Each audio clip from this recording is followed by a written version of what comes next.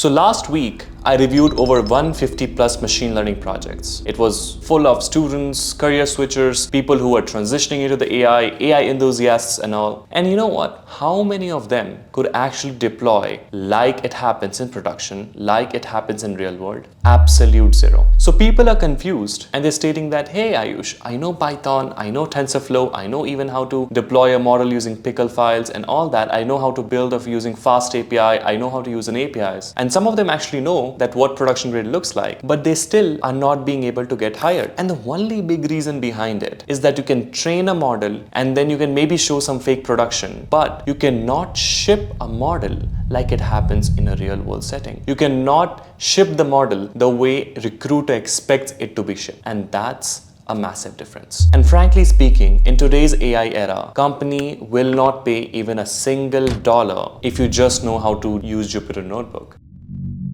Most of the students, most of the aspiring AI enthusiasts actually don't know that how the real systems are built in real world. I see a lot of YouTube videos, I see a lot of guides which actually teaches you that this is how you can push that in production, but I see a lot of these are actually way behind than what actual real production grade looks like. So let me tell you what I mean. I see a lot of YouTube videos, courses and all teaching like, okay, how to get a 95% accuracy, how to train a model, how to evaluate a model, how to use TensorFlow, how to fine-tune a GPT model, how to maybe use transformers, and even how to deploy this in production using some fast API and other frameworks. And you know what? They're great skills. You need those skills. But you know what exactly happens in real world or at work? Your model needs to run 24/7, not just once in a notebook. Your data comes from messy databases, not clean CSV files. And most of the time, models break. And you need to know why and how to fix them. You need to prove your model is actually working, not just hope for it to work. You need to deploy updates without breaking everything. And you need to know when your model stops working, and definitely it will. And frankly speaking, very few aspiring students or AI enthusiasts actually know about these things. And this is not just machine learning operations, this is not just core machine learning, this is a new domain known as machine learning system design or AI system design. And this is the core reason that most of you are not being able to get hired. So all these YouTube videos, courses, or whatever is available online, they teach you the first step. They don't really cover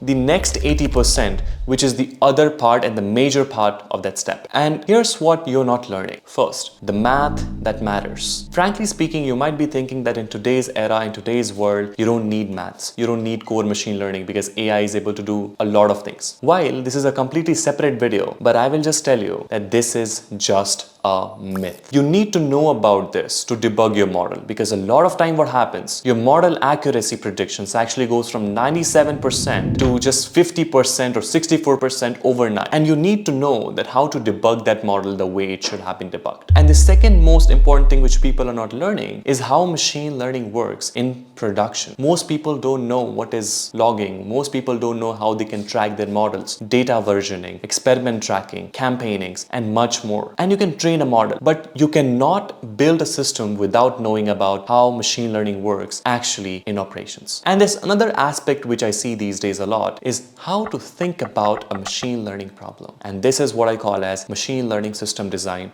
or AI system design. Most machine learning projects fail before they start. Maybe not because they were bad at coding, maybe because they were just bad at maybe feature engineering or something. Maybe because the problem didn't even needed ML to think about.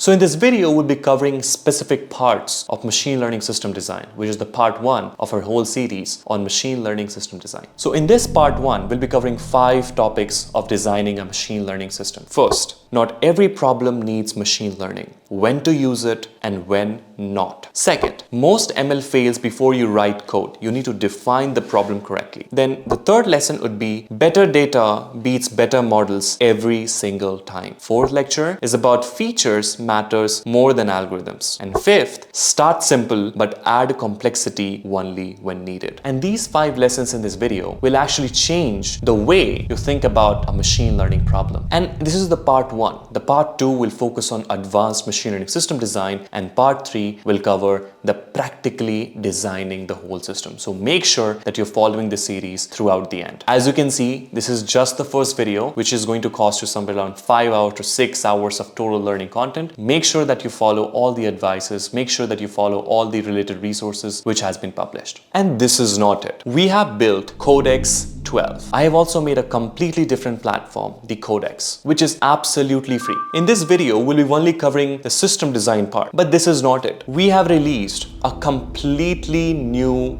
dashboard, a completely new platform, which we call it as a Codex. So it is not something that you can complete AI in 30 days, you can complete X thing in 40 days or something like that. It is a full stack platform where you can learn from scratch AI, modern AI from scratch towards the end. So after completing this machine learning system design, you can literally start machine learning from scratch. So here are the modules which are available in the Codex at the moment. And remember, these modules are completely free. We do not charge anywhere for any of our courses now. Now we don't charge anywhere on any platform for any of our courses.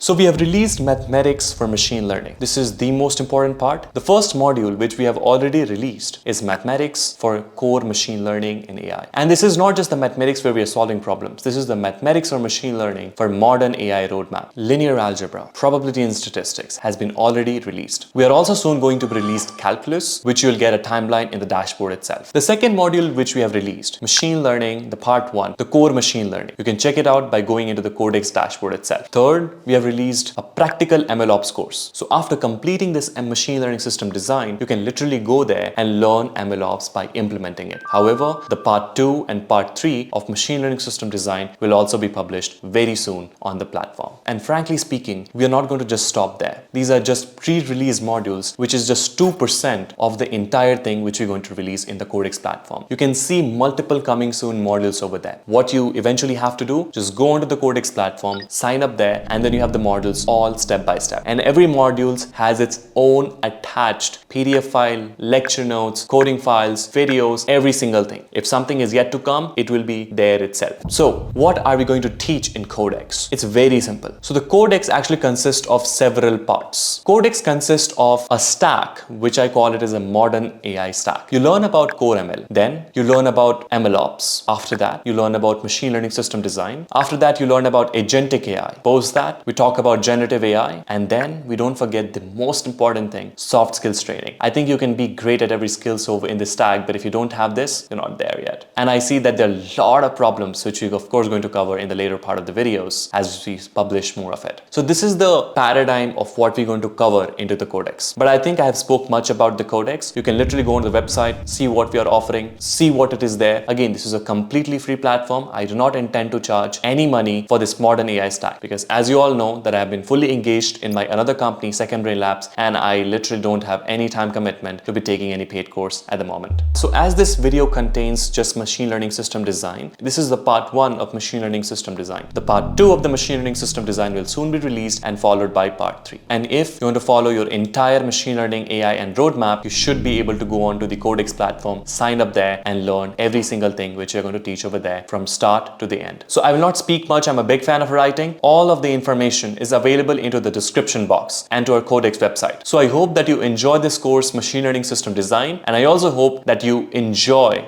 the Codex. So hi everyone, let's come back to our first lecture. And in this lecture, what I want to talk about is I'm not going to say you, hey, this is what machine learning operation means. This is what the definition of machine learning operations and whatnot. I'm not going to go into that much details right now. But what I want to do is help you understand where the term machine learning operations really come to. So basically, and all these experiences have been experiencing what I've been experiencing in my own AI company, or probably to the companies whom I talk to on various AI businesses, top businesses I talk to on a daily basis. So I really have this experience of what really people want. So usually I keep on hearing every company whom I talk to, every businesses whom I talk to, they really say, I want machine learning. They want machine learning, they want AI agents, they want that buzzwords into their product. For example, every company wants AI to be or machine learning to be added, and investors ask, hey, where is the machine learning in your product? Or managers ask team to add some AI because it sounds modern, it sounds fancy.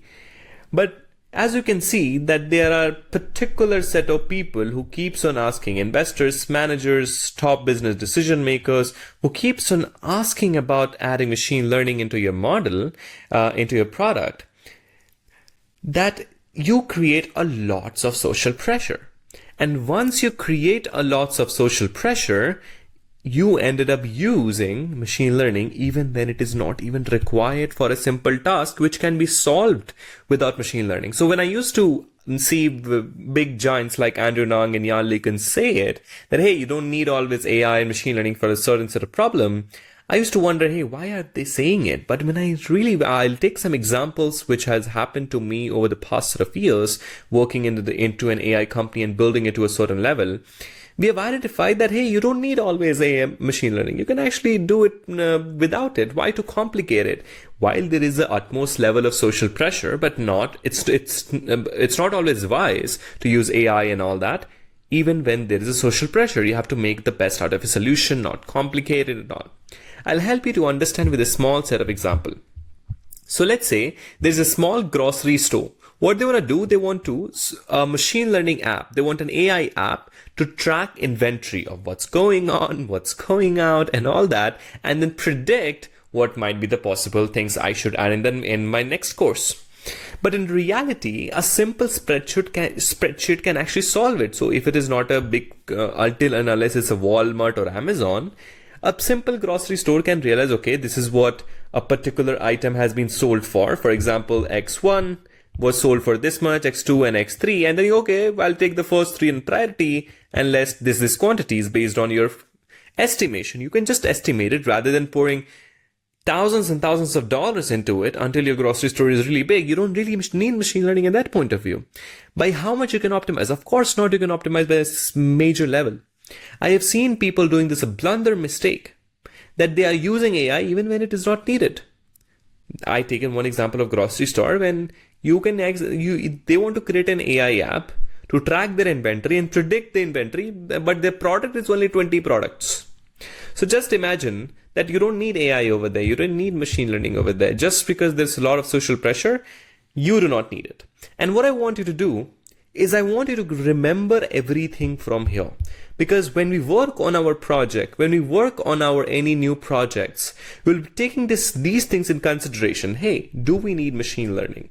Do we need X? We'll be asking these questions and documenting this into a particular README file, into a markdown file. And we'll try to showcase to our people who are viewing this thing that we have thought through this process and we are not in a social pressure to use AI and machine learning. And frankly speaking, I talk to businesses and when I say that, hey dude, listen, we can definitely enhance this, but you can better off be doing something like this without machine learning. So, not every problem is a prediction problem.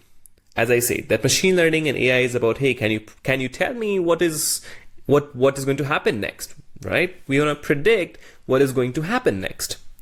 So right now, what is machine learning task is that given your input X, you want to predict Y, right? We want to predict Y.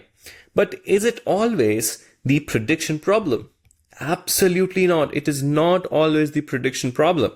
Some problems needs a simple rule that, okay, you define if and else rule. While it is a big problem, like machine learning started, hey, how can I generalize this? But this has not gone wrong. If a problem needs if and else, it's fine. I mean, you can just go ahead with a rule-based system. Or does it need a simple query database? For example, if I truly talk about it, what does it mean? Is a database query, which you can query from a database, a SQL query, and then get it done, right? Much faster, much easier, much simpler to implement. So first one is that not every problem can be a prediction problem. You can actually have an if and else statement, right? A simple rule.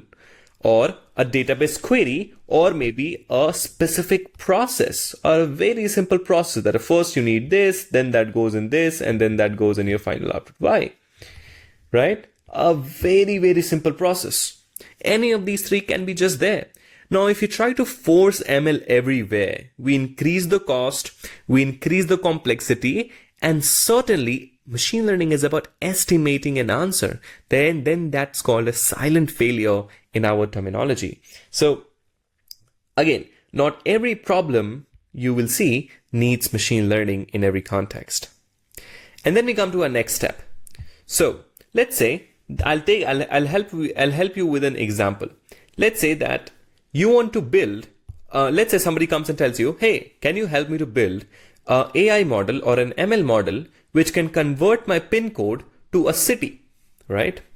Which is basically right now I'm living in, let's say 824, that will convert to a particular area, correct? While there can be maintained a database where whatever the PIN code comes in, it can just map it out, just a simple query out there or a lookup into the database. As simple as that, right? So PIN code problem, it's one of the famous problem which I point out, that one guy later came, hey, why do you need machine learning to predict? Machine learning will fail into this. Just imagine, how can it estimate? It can just take a guess. Any ML model, whatever it is presenting in prediction or answer, it might have some disparity. Even GPT and such, OpenAI, Anthropic, and all these big giants say it can contain inaccurate information. So it is not 100% correct. But if you have the database, you can just look in the table. Okay, this is what the PIN code points to the particular lookup into the database. That's it. You're done. You don't need a complex machine learning system for it, complex AI system for it. And then if your company only gets, let's say in a real context, some company wants to implement a pretty nice customer AI agent software, and you're advising them, and they come to you and you're offering some AI services, and their problem is, hey, you know what? We get 5 customer complaints a month and we want we want an AI to answer them. Dude, you have just got 5 complaints a month, just 5, which means 5 complaints a month. Why do you need an AI to answer it? Absolute trauma. I mean, you don't need an AI to answer just 5 customer complaints per month. Even if it is 100, you don't need an AI to do it. You should properly be able to translate a particular outcome to a certain revenue outcome. Now, the reason why I like to talk about machine learning in operations is that we're directly dealing with analytical and business understanding. I don't think machine learning operations is just for anybody in the world. It is also for the businesses to think about that. Hey, do I need ML for this? Let's say a CEO of the company comes and tells you, hey dude, we're going to build a customer complaint. I mean, we're going to build a bot which can handle my customer complaints. Now, you tell to the CEO, hey, wait dude, I'm here to build something sophisticated. We can pour thousands of dollars into it, tens and thousands of dollars into it. But just imagine that how many complaints do we get? Okay, that's 5 complaints. Just because it is 5 complaints, can't we have just human to do it? Until we go to 500 to 1000 complaints a day, then we can implement. And then also we don't need to implement a full stack. We have to implement a solution where it classifies whether it needs a human or not, and then the architecture will go in. But we can't really do that is go ahead and then find and then try to get those guys, and then just 5 complaints. We're building a full stack AI solutions on top of it. Understand, say no with specific reason, translate that to a business outcome, whether in time, revenue, and all that, which we'll talk about later in the chapters and lessons. But I want you to say no at that particular point of time. And whenever you build a machine learning project, do not just think in terms of that you have to just build the code it out. No, think about it. You want to make sure that whoever is reviewing your thing, they should be able to know, okay, this is your framework of building an AI project, and you want to show it to them. And if you're a decision maker and business guy watching this, please listen to your managers. Please listen to a good AI guy, and please translate whether you need a ML or AI solution. As simple as that. Now, I talked about you should be able to say no with reasons. Now, what do I really mean by that? Is I say to a lot of people that as an ML engineer, your value is not just about writing models. Your real power is to evaluate a problem. Because right now in this world of AI machine, you just go and talk to GPT, okay? And then tell to a GPT, hey, can you help me build a machine learning model given a pin code? It takes me pin code and then generates me a city. The guy will do it for you. The guy will not tell, hey, I will evaluate. It will not evaluate. It will not take your business decision. If you go and tell, hey, can you build me a system, AI system, which can basically AI, ask a cursor or something to build you an AI bot using OpenAI API. The guy will do it. But truly understand, you should be able, you're a human dude. You should be able to say, hey, AI, listen, this is what I have. And do you think that we have a sustainable business outcome if we build it? Right? So you should be able to say that, and that's the core difference between you and and a lot of people ask, hey, AI can also write code. AI cannot do this, dude. They cannot take business decisions right now. They can advise you, but based on the real situation and interpretation, you should be able to do this. That's what the work of a data scientist, machine learning engineers, all these guys has to be now. Of course, with the help of an AI.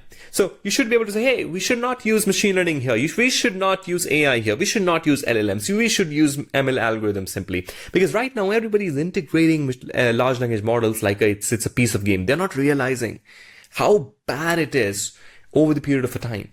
Because of the cost, right now, every company is going into a loss. Every company who are building models, right? The cost related to it. The n number of things which comes. While a simple model which can be trained and .pkl file which can be in KBs can do the much better work than LLMs, and powering both of this together. So I hope that makes sense. Now, let's say some product manager comes in, right? Product managers are the real culprits who make you do things. So product manager comes and says that, hey, let us build a deep model to recommend whether to show dark mode or light mode to users, right? So what the product manager is stating, the product manager is saying, say somebody comes in my website, oh my God, that dude. So, and I've seen that dude. When somebody comes on a website, you should be able to quickly identify to show light or dark. Correct. Now, definitely, if the guys are getting millions and millions of things in return out of it, by doing that, by all means, you do that. But we can give a users a toggle over there, which is just a toggle, right? And they can turn on and off. And most companies do this. Most companies really do this. They can just on and off depending upon their choice. You don't need a model for this, man.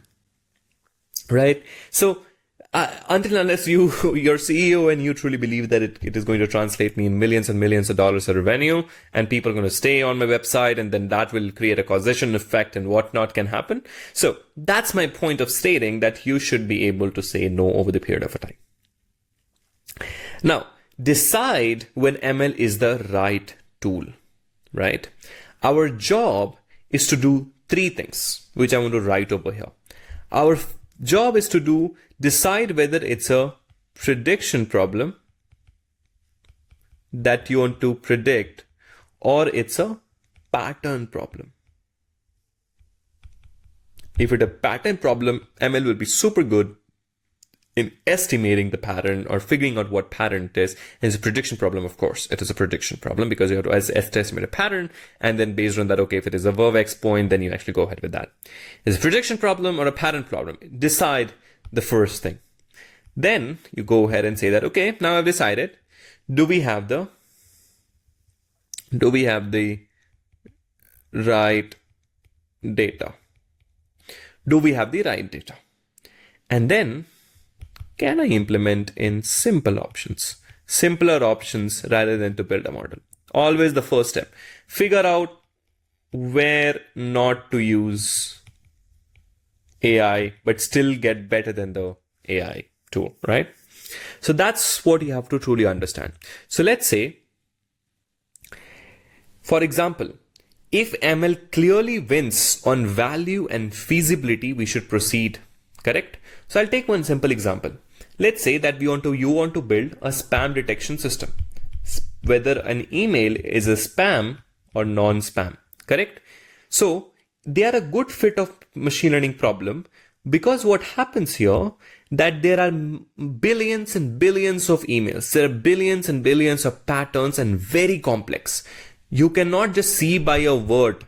A free word is not an indication whether it's a spam or non-spam, correct? So you have to truly, and you cannot build an if and else statement at that point of time, correct? So this type of problem is exactly a machine learning problem. You should be able to say yes. Now, what you should do, I talked about a simpler option. Now what you should do, you say, okay, compare machine learning options and AI options with heuristics versus not now. Now, what does that mean? I'm going to talk about it. Every time you see a problem, talk in three terms. The first term is simple heuristic. For example, a rule or a scorecard. So whenever you see that, okay, what can be the simpler option? Simpler option can be a rule, a heuristic system, or a scorecard, right? Second can be a simple classifier, a model, which is a simple classifier or regressor. And then you have the not now. Now, what does not now means? We'll talk about that right now. What does this not now means? People don't really know on this. And then what you do, you compare these three options, the rule, the machine learning model, and not now, on the basis of cost. Then you compare basis on what is the risk associated with it. And then you compare on the associated value towards all these three options. So let me help you make an understand. Let's say your company wants to build a transaction, whether a transaction which comes, I'm going to use a different color, let's say red, whether a transaction comes, whether it's a suspicious transaction, sus, or non-sus. So let's go through the three options. First option, rule. Can you implement a rule? For example, if an amount is greater than 1 lakh, and country is, let's say a country is our dearest nations, foreign country, you flag it, correct? You just say, okay, this is a suspicious. You implement a simple rule. Another option can be that you implement a machine learning model, ML model, which takes in multiple features, multiple inputs, not just amount, the foreigners, the IPs, and X number of things, hundreds of inputs, and then figure out whether this is a suspicious transaction or not, which is a more value added case. You can check it out. All of this onto the three parameters, cost, risk, and value. And option number 3 could be for now, because what does not now means here? Not now means that you do not have enough data to do this second number. Because you need to have this, you need to have the data to train, right? That how the suspicious looks like. So the ML model learns from it. But because if you don't have the data that is not now, then what you do? You say, okay, human reviewers will continuously will check only large transactions while you collect the labeled data. So let's say if somebody is doing more than 1 lakh transaction, what the human reviewers will check, and then human reviewers will maintain a database. Okay, this was a transaction, this was a feature, and this was the outcome of it. It was sus or non-sus. And once you have the labeled data, then you actually do the second option. That's what the not now over here means. I hope that it makes sense. You can choose based on the constraints, and you can choose based on the value. And that's what very, very important right now, that people are forgetting, that people are not able to do it, right?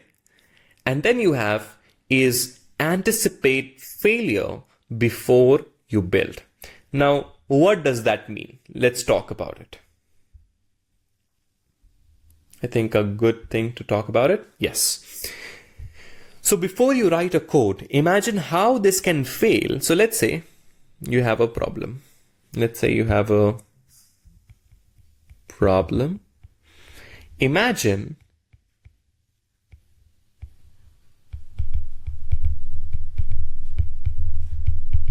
where it can fail. Failure 1, failure 2, failure 3, failure 4, failure 5. And you will not guess our next set of lectures is what are the most common failures which you should identify. This is what we're going to talk about. We're going to talk about, hey, can what these human reviewers reviewed Can it be wrong? Whatever these human reviewers in not now, can it be wrong? The labels can be 100% wrong, right? Is there any data drift, right? How can people misuse the system? How can people identify some patterns which my model would have learned? And X number of things. So if you think about the failures early, you think about designing a machine learning system in such a way that nobody can come close to it. So that's why we say anticipate failure, that what could go wrong before you build, even write a single line of code, or even go into thinking about what model should I use. And you will truly notice that this will help you as a student if you're looking for a job, and a decision maker if you're looking out to building a sustainable AI design process. So what I'm going to talk about is an example. Let's say, let me have a Red Bull. Give me a second. Yeah. So you build a demand forecasting model for ice cream. So for Baskin Robbins are very big guys. It's an ice cream shop or polar beer, whatever. You want to build a demand forecasting model, right? And then before even building that, what questions you should have into the anticipating failure? What if there is a sudden heat wave? What if a new competitor opens the next door? Your model was trained on a last year data, right? Now, what if my data is no longer relevant enough because there are multiple competitions has opened? So you need alerts. You need people to respond. You need to be able to respond. What if a new competitor comes in when you're building an ice cream shop, Baskin Robbins, another time you have a polar beer the next month. Your model was trained on last year data, but the next month several cities have opened several ice cream inventory shop. What if there's sudden heat wave that the demand start to increase? What if there's sudden cold, the demand start to decrease? Hell number of things. So you should be able to identify these things. And these AI GPT will not tell you. You have to really understand through a real world scenarios. I hope this actually made sense to you. What does the anticipation of failure really means? Good. So let's go on to the next slide. Observe the problem and constraints. Now, many ML projects fail because nobody spent time understanding the real world. Correct. Because they are not understanding, they don't have a specific knowledge. What they don't do, they don't talk to users. They don't talk to the domain experts. They don't talk to the operations. The ML model is not just about building model and forgetting, but also how much time it takes to respond. Let's say that you're building a stock market frequency prediction system. If that model takes ages to reply, your stock might actually, short or whatever. I'm not in finance, but stock can actually at that point of time, it has actually gone. The chance to buy has gone, right? The market has already dropped till the time it given a prediction. Latency is about how quick it can be. Do we have the budget limits, right? Regulation, like in medical, there's thousands of regulation which comes. GDPR, HIPAA, SOC type 1, type 2, and hell number of things. People who are building their website in Lovable, do they think that they're compliant? Absolutely not. If you're building a website in Lovable, storing information, you're not a compliant platform. The users can sue you for that, because you're not a SOC type 2 certified firm, because there are certain regulations which needs to be considered. So a lot of things they have to consider, that you have to talk to users. The first one itself, who will be using it? Talk to them, right? Second is domain experts.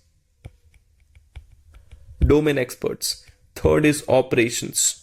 And the reason why students should know this, that you should document whenever you do all these projects, you should address these questions, because these questions bring confidence in a true AI engineer, true machine learning engineer, true data scientists. Latencies, they don't talk about it. Budget, how much, we don't have trillions of dollars in a bank account. Limits, regulations, and then where the data flows and how it flows. There are a number of problems, number of constraints. For example, you want to recommend products on a phone app, right? There's a mobile app, you want to recommend it. Your response must be under milliseconds. For example, Instagram is recommending you reels. It is in milliseconds. If it takes ages, you won't be there. Model cannot tell 10 external services. A data device cannot leave the region due to privacy issues. It should be XXS compliance, right? If China has built a policy that whatever the app is there, it should store in my region only. So a hell lot of things. So because this will actually prepare you for a lot of approaches you would pick. Okay, for example, let's say you want to deploy the model in China. So you have to take a China data center to deploy it. Otherwise, you can't actually do that. Second Brain actually has a data centers in the United States of America. We have a data centers in Europe. So you have to take the instances on AWS of these particular data centers. So that's the approach which will actually help you to understand. And then you have to explain the forces and the risk.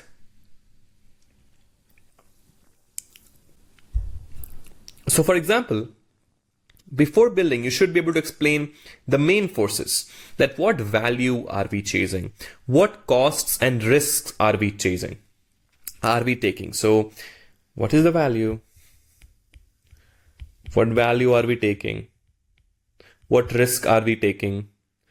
And who can get hurt if the model is wrong? What is that estimation? So I'll tell you a real story. So what happened? Second Brain actually was an AI agent. It is an AI sales agent. It was trying to convince a user to come on a call with a salesperson by telling good things about the product. What it did, it ended up booking a dinner with a high profile guy with that salesperson, while the salesperson was sitting in America and the particular guy was sitting in Delhi. The Delhi guy reached there at the dinner shop, at the dinner restaurant, for the restaurant, and then the guy actually didn't even reach there. And suddenly a human monitoring system kicked in, the alert system kicked in Second Brain, and then we went and reviewed it. The reviewing system, that's where we went and said, hey, this is wrong. We should fix it. So that's where we integrated all these things. So you should know how much damage it can have. The client actually was very pissed off. He got super mad at us and all that. So you should know that who gets hurt if something gets wrong. And if you cannot explain this, every project should explain this, because even we as an organization talk about this a lot. What is my value? What is my risk associated with it? What happens if something gets wrong? For example, loan approval model. Let's say the value is faster decisions and less manual work, that anybody who wants a loan, they can quickly come in and they can get it. But still, you search about loans in India and then you fill it. It will say, hey, our team will get back in 24 hours. Team is definitely using several systems behind them, but they can't say instantly. Then risk is unfair denial to good customers. If we just do that with any AI, with any AI, it can deny it, or it can have a regulatory fines as well. This means we must care about interpretability and bias, not just about accuracy, right? They were not giving me loans for the very, very long time. So even though I had much more capacity to pay them off than anybody who might be applying to them. Anyways, that's a personal thing. So once you have done second, you go to the next thing, which is build the smallest thing that can work. Now, what does that mean? Is do not start with a huge complex pipeline. Start with something smallest baseline that can reasonably work. Just like you say, right? You have to build a minimal viable product, MVP. So start something small. Do not say very big thing. Maybe a simple rule. Or maybe a simple model like linear regression model or anything, and ship it to the small group of people, learn and then grow. Ship instantly, we say, right? Ship as soon as possible, learn and grow. Now, you may not apply this into your projects, but whenever you go there, you should document it into this as a student. You should be able to document this and say, hey, I've thought about it. My first approach was to doing something super simple, and trust me, we love people who talk basic at start to build something super quick in hours, in matter of few hours, those set of things. For example, let's say you want to build a recommender system for a new app. Baseline would be top selling products in the user's city, correct? And then you see, okay, if I build a recommender system, so this is an interesting example. Let's say you build a recommender, I don't know, right? It's just a recommender system what might happen that you build a baseline. The first baseline can be top selling, just a simple query in the database, products in the user's city. Then you say, okay, how much it increased in percentage of cost, which is to us in revenue, or whatever your matrix will come to the matrix, but whatever your matrix would be, what is the increase? And then what you do, you actually go to the more fancy stuff. And then you say that, hey, can I build another later, which is later, if this 3 makes sense, can I build something like top selling in city plus their whatever they have browsed recently, recent browsing. And then what you should do, then only you go to the fancy models, only then fancy deep learning models after it, so that you are not spending a lot, you're very carefully doing step by step. And whenever you do any project for yourself as well, I suggest you to show this to a recruiter. Show this, that this is what's your thought process before, of course, build the fancy system as well, but show them that this is what I'm thinking. And this is also for the decision makers. That's how I learned the hard way, spending 50 lakhs rupees. Not kidding. We spent a lot of money into building our stuff, learning the wrong things, and then relearning and all that thing was going on. But yeah, I hope to share with you guys with a good set of experiences of mine in building Second Brain. So another thing is reflect with matrix and user impact. So by the way, this is the video which I'm recording at the editing time, because I noticed after this point of time, the next 30 to 40 minutes were with no audio for some reason. So I had to re-record the whole thing. So I know it's a little bit abrupt for you guys, but I think you guys can handle, because we have completed till this point. We need to start with the reflecting with matrix and the user impact as we continue to learn about this topic. Now, what do we really mean by reflect with matrix and user impact? So let's say that you launch a model to prioritize customer support tickets. So you have a business and you have multiple tickets of the customers talking about X, Y, Z. Now, what you built a model for that. The model, what it was doing, that it was prioritizing which customer to serve first. Then what eventually ended up happening, your offline matrix, the things which you have tested in your, validation and test data sets were absolutely good, that they were ranking based on the priority. But what happened after the launch, high value clients felt ignored because of their tickets got misclassified. What happens that most of your high value clients felt ignored. So your matrix said that we improved based on your performance, based on your offline matrix, but what it impacted the user was the broken trust of high valued clients. So you see that both of this goes very hand in hand, that you reflect with matrix, but also see how it is impacting on your users. For example, your recommendation system, if it is not really working well on the user, but if the matrix that it is giving you the right recommendations, right?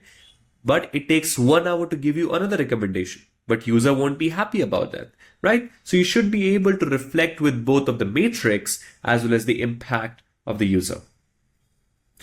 So there are 6-word tests before you decide that if a machine learning problem, or whether it is a machine learning problem or not. Learn, complex patterns, existing data, predictions, and unseen data, right? So what is learn? Learn is basically the system that improves from example. So if the system does not need to improve from examples over time, then maybe it is not a machine learning problem, or maybe it's not an AI problem. So machine learning or AI systems really works well when the system can get better as it sees more data. So for example, spam filters that learns from what users mark as spam and not spam is machine learning, because over the time, the data keeps on improving and the systems keeps on improving based on the data which is provided. But let's say that, do you need a machine learning problem to detect whether this email is from a blocked address or not? A fixed list of blocked email address is not a learning problem. It is just a rules. So you should be able to see that you are able to learn from the incoming data and improve rather than you would be able to simply build it from the if and else statements. Another word is complex, that your relationships are not obvious. For example, let's say you want to predict a price of a used car, which is, let's say that you want to predict tomorrow's temperature in a room from one sensor is simple. For example, that if you want to predict tomorrow's temperature, it is very simple. Like you can just put out some rules. But if something is pretty complex in general, that if you can write simple rules for that, solve the task, use the rules. But you need to pull out your AI and machine learning skills when your relationships between input and output are messy. For example, if you're detecting somebody has a cancer or not, input will be very, very different. Input will be not so obvious that you can just see and detect whether the person has a cancer or not. The relationship should not be obvious that you can quickly build some rules out of it, right? You should be able to learn those complexity out there. Then we have patterns. Now, what is patterns? The third word is the patterns. Machine learning is all about finding a patterns in the data. For example, if you use np.random and generate the lot of random data sets, it is a random structure. So machine learning will not get anything out of it. So why data science and machine learning is such a big space? Because it tries to understand or know about the pattern and get it go ahead. So if the particular problem is not existed to some pattern, it won't be easy for anybody to go ahead. So let's say if you're trying to predict next lottery number is completely pointless because the numbers are essentially going from the random distribution. But if you're to predict which customer will buy again is useful because you know that the customers are usually following these patterns, right? So patterns is another more important thing. Then you have existing data. Now, let's say you must have already some data that connects inputs to outputs, or at least you can collect it soon. If you do not have existing data to learn from, you won't be able to train a machine learning model on top of it. Predictions. The fifth word is predictions, which is machine learning is most useful when you need to estimate something before you act. For example, if you want to predict whether the person has a cancer or not, you should be able to predict before the person dies, right? If you want to predict whether the transaction is fraud or not, you should be able to do that before the fraud happens. If you want to optimize a particular price, before you set the new price, you want to estimate the demand at this price before you set the new price.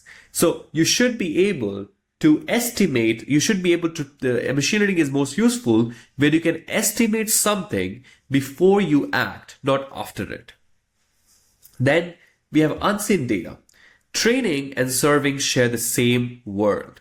For example, whatever model which you have trained on, let's say that in India you trained a cancer detection system and India guys have a different diet and all. Now, if you're using the model which has been trained on Indian people to detect cancer in American people, it won't perform well. So whatever data which you have trained on, it should be also while using that model. Serving is basically when you put that in production and when people will actually use it, it should share the same world rather than America and India in this point of time. Right? So if a problem fails one or more words, be suspicious about using machine learning and get these 7 checklists sorted. And whenever you write any project, make sure that every project goes through these 3 things. So any project you should view through 3 lenses, if it is worthy or not. The first lens is value gain. Second lens is operational fit. Third lens is risk profile. So what does these lens says? So first lens is about value. So how much extra value does ML create over the baseline? So for example, you already have some system ready. If you integrate ML into it, how much value will it create? How much value can be in terms of money, how much it can be in terms of time or safety or user experience. We need to be able to estimate how much value it should be able to give. For example, recommender system that increases click-through rate from 5% to 6% may be huge value from Netflix or Google type of companies. But if you have a website which has got only 100 users, going from 5 to 6% would not make much difference. So you should be able to estimate how much it will be valuable for the company. Then you have an operational fit. Now, what does operational fit means? Operational fit is, can the team build, deploy, and maintain the model in their real environment? For example, a hospital wants a deep model to read X-rays, but they don't have any MLOps stack, no GPU support, and no one to maintain models. So it is not technically possible for a hospital. And that's why you see a lot of hospital does not have these systems ready. They are trying to get it, but they don't have right now. So operationally, something in those kind of hospitals, a more simpler system out there where a human, a rule which checks the X-rays, and then the human double review as the first step. And the third one is the risk profile, is what happens when the model gets wrong. Especially, let's say, a model that recommends music has low risk if it goes wrong, but a model that approves surgery for patients has extremely high risk. That's why you see AI in healthcare is so sophisticated in how it should be handled. So we will treat, this is the third lens from you should view a machine learning portfolio. So there are some case studies which I want to go through.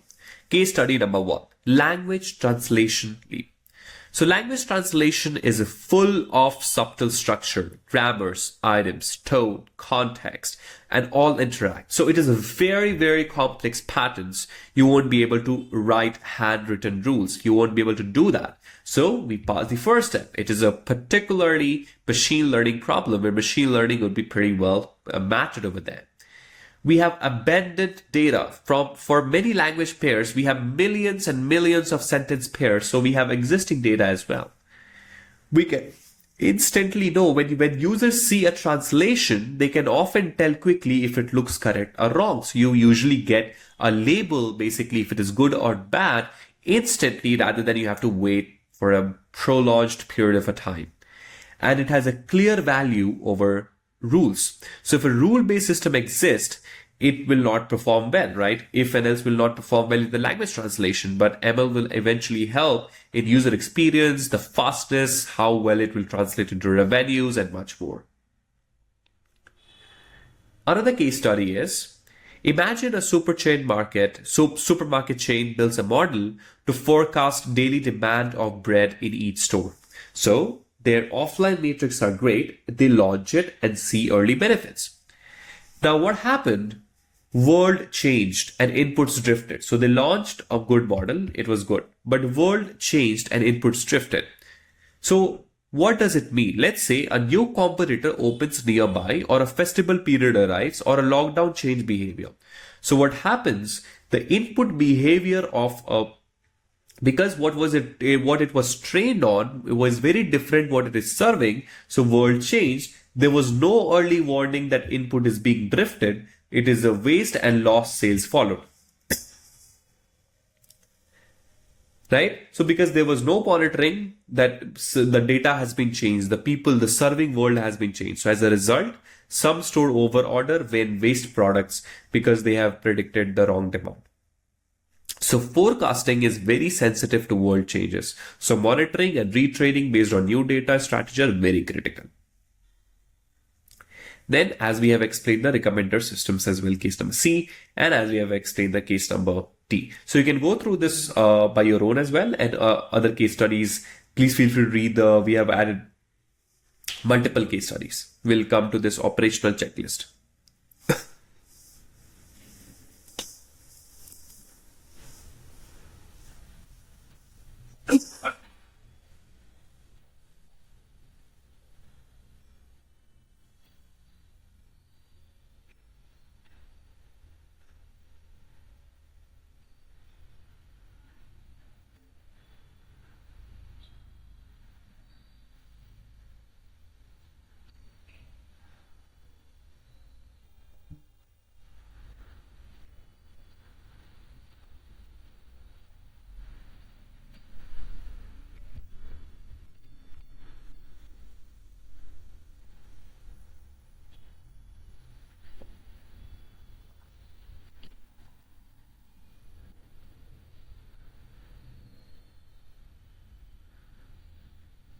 So there are some operational constraints checklist as well. As you can see that there are multiple examples where we were figuring out whether it is a machine learning problem or not, or whether it is how do we classify whether it is a machine learning problem or not, right? So same way we have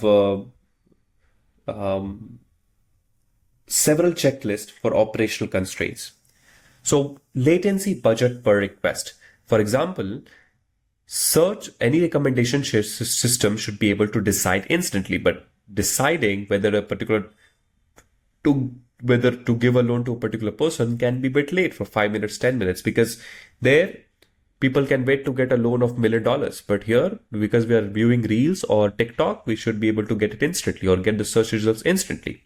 So how many milliseconds do we have per request? That is the another thing. Throughput targets and auto scaling plan. For example, a festival sale can actually push traffic 10 times. Does our system scale? Yes or no? Then do we have any privacy and governance needs? There are a lot of times there are regulations like GDPR, HIPAA compliance, a lot of in healthcare apps. Like healthcare applications cannot just send raw medical data to any third-party model without safe agreements and safeguards. So privacy and governance concerns. Then we have interpretability need for stakeholders. For example, if doctors, lawyers, or regulators ask why, you must have some answer.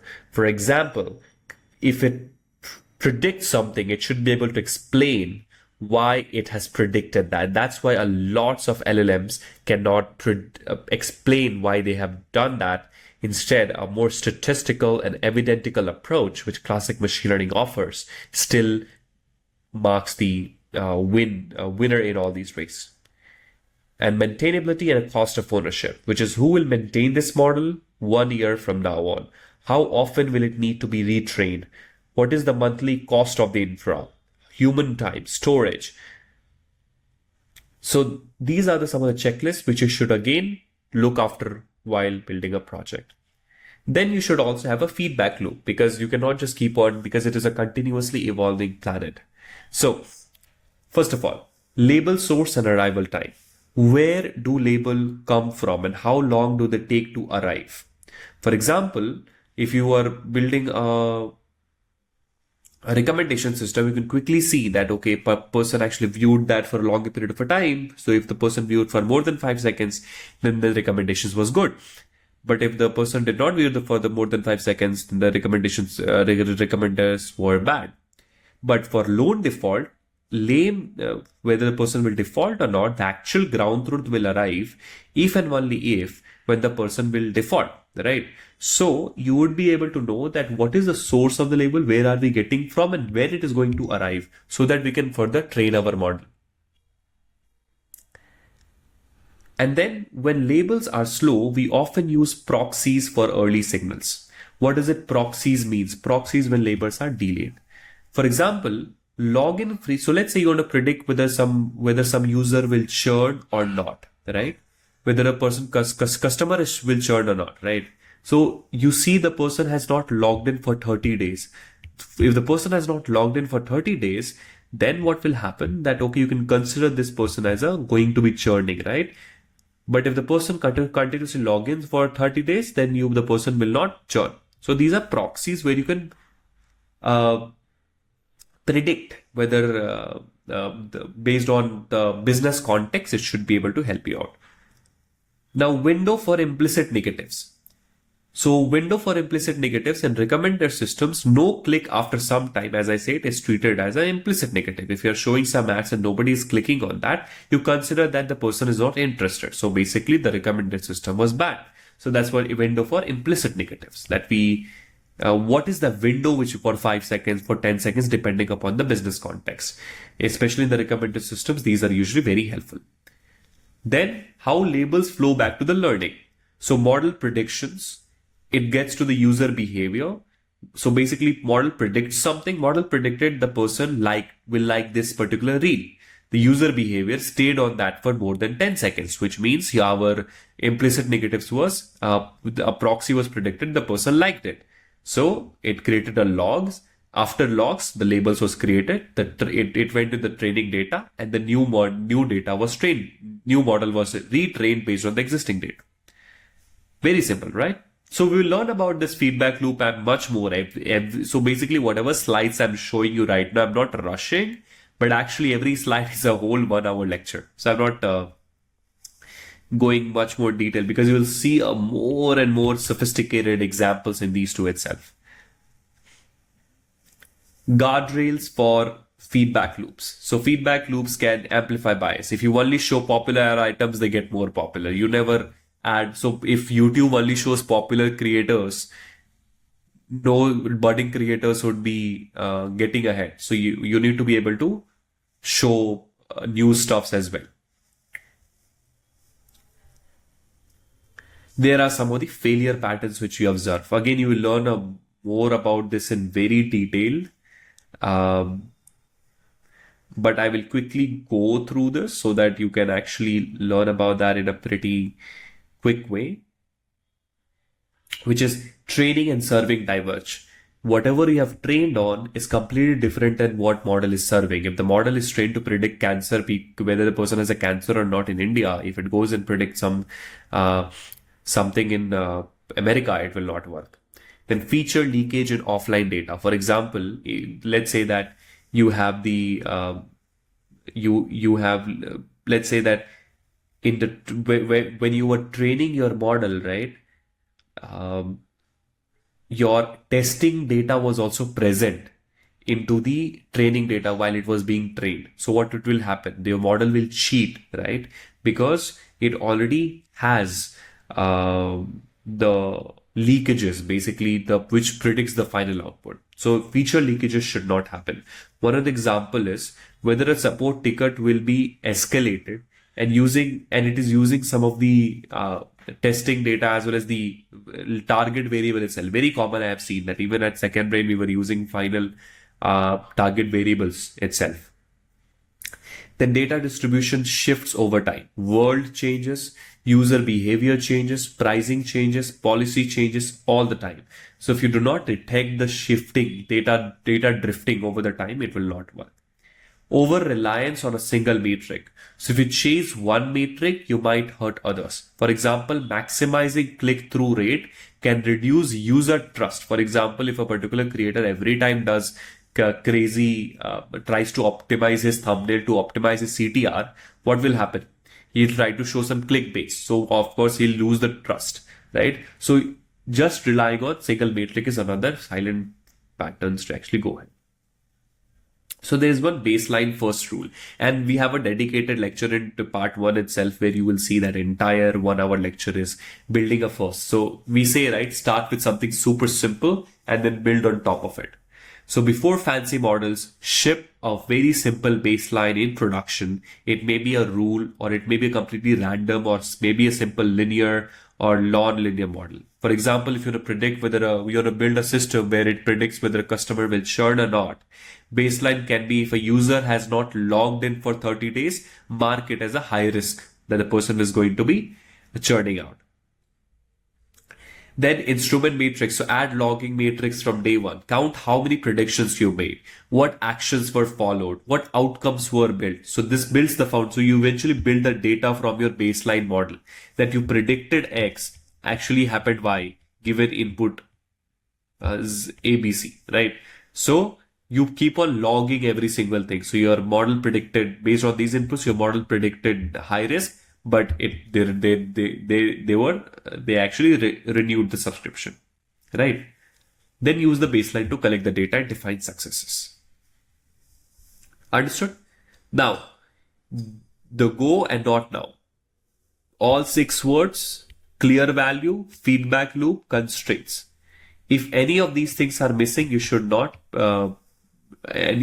consider if you have missing data. You have long feedback and high risk, constraints, heuristic meets the goal well enough. So you can do this activity. This is a 1-pager template which you should use all the time from this lecture so that you can also apply whatever you have learned. As I said, say no to the ML when the world says yes. Say yes to the ML when the data and constraints say yes. So post about this one pager on your social media as well as in the group. You'll also have a particular Discord community as well. So we'll see what community we are having. You can find all the information. It is not done by me. It is done by my team who takes care of the community management and all. So let's go to the next one, because from next one, this is just a generic lecture, by the way. The next ones will go on every particular detail in much more detail with much more in-depth examples so that you can actually get to know what we are dealing with. So the big idea of this lecture is most machine learning models fails at the definition time itself. You might be thinking that most machine learning models, they fail when it is about having the wrong models or fancy maths or using the wrong models or architectural problems. But they do not fail because of those things. They fail much earlier into the designing machine learning systems. And this is super important to understand, because when the problem, whatever problem you're trying to solve, it's itself so badly defined. For example, you asking the wrong question, you are evaluating it the wrong way, or you just have your data wrong. Even if you use the best model, you won't be able to achieve anywhere. So we talk about, right, for you to perform very well and study very well, you need to be able to quickly understand the procedures for, okay, you need to be sleeping well, you need to be eating well. If you do not do that and any of it well, you do not really get your desired outcome, or you're able to study well. The same way machine learning projects works in that particular way. The way it works, that we want to make sure that whatever model we want to use, we want to feed the model in the right possible way. So if we have the model M, we want to feed in the right inputs, I1, I2, all the way down to the IN, so that it can perform whatever it has to perform. And in today's industry, when you talk about these big giants like Jupyter and all these top MLOps leaders talking about this particular thing, which is most machine learning models do not even succeed for that. I want to take one example to help you better understand this. So at Second Brain Labs, we started building this LinkedIn automation engine where you can deploy our AI agent on your LinkedIn and it reaches to your potential buyers and helps you sell your product. Initially, we thought, okay, can we deploy n number of automation solutions? I mean, deploy so much of an AI work there.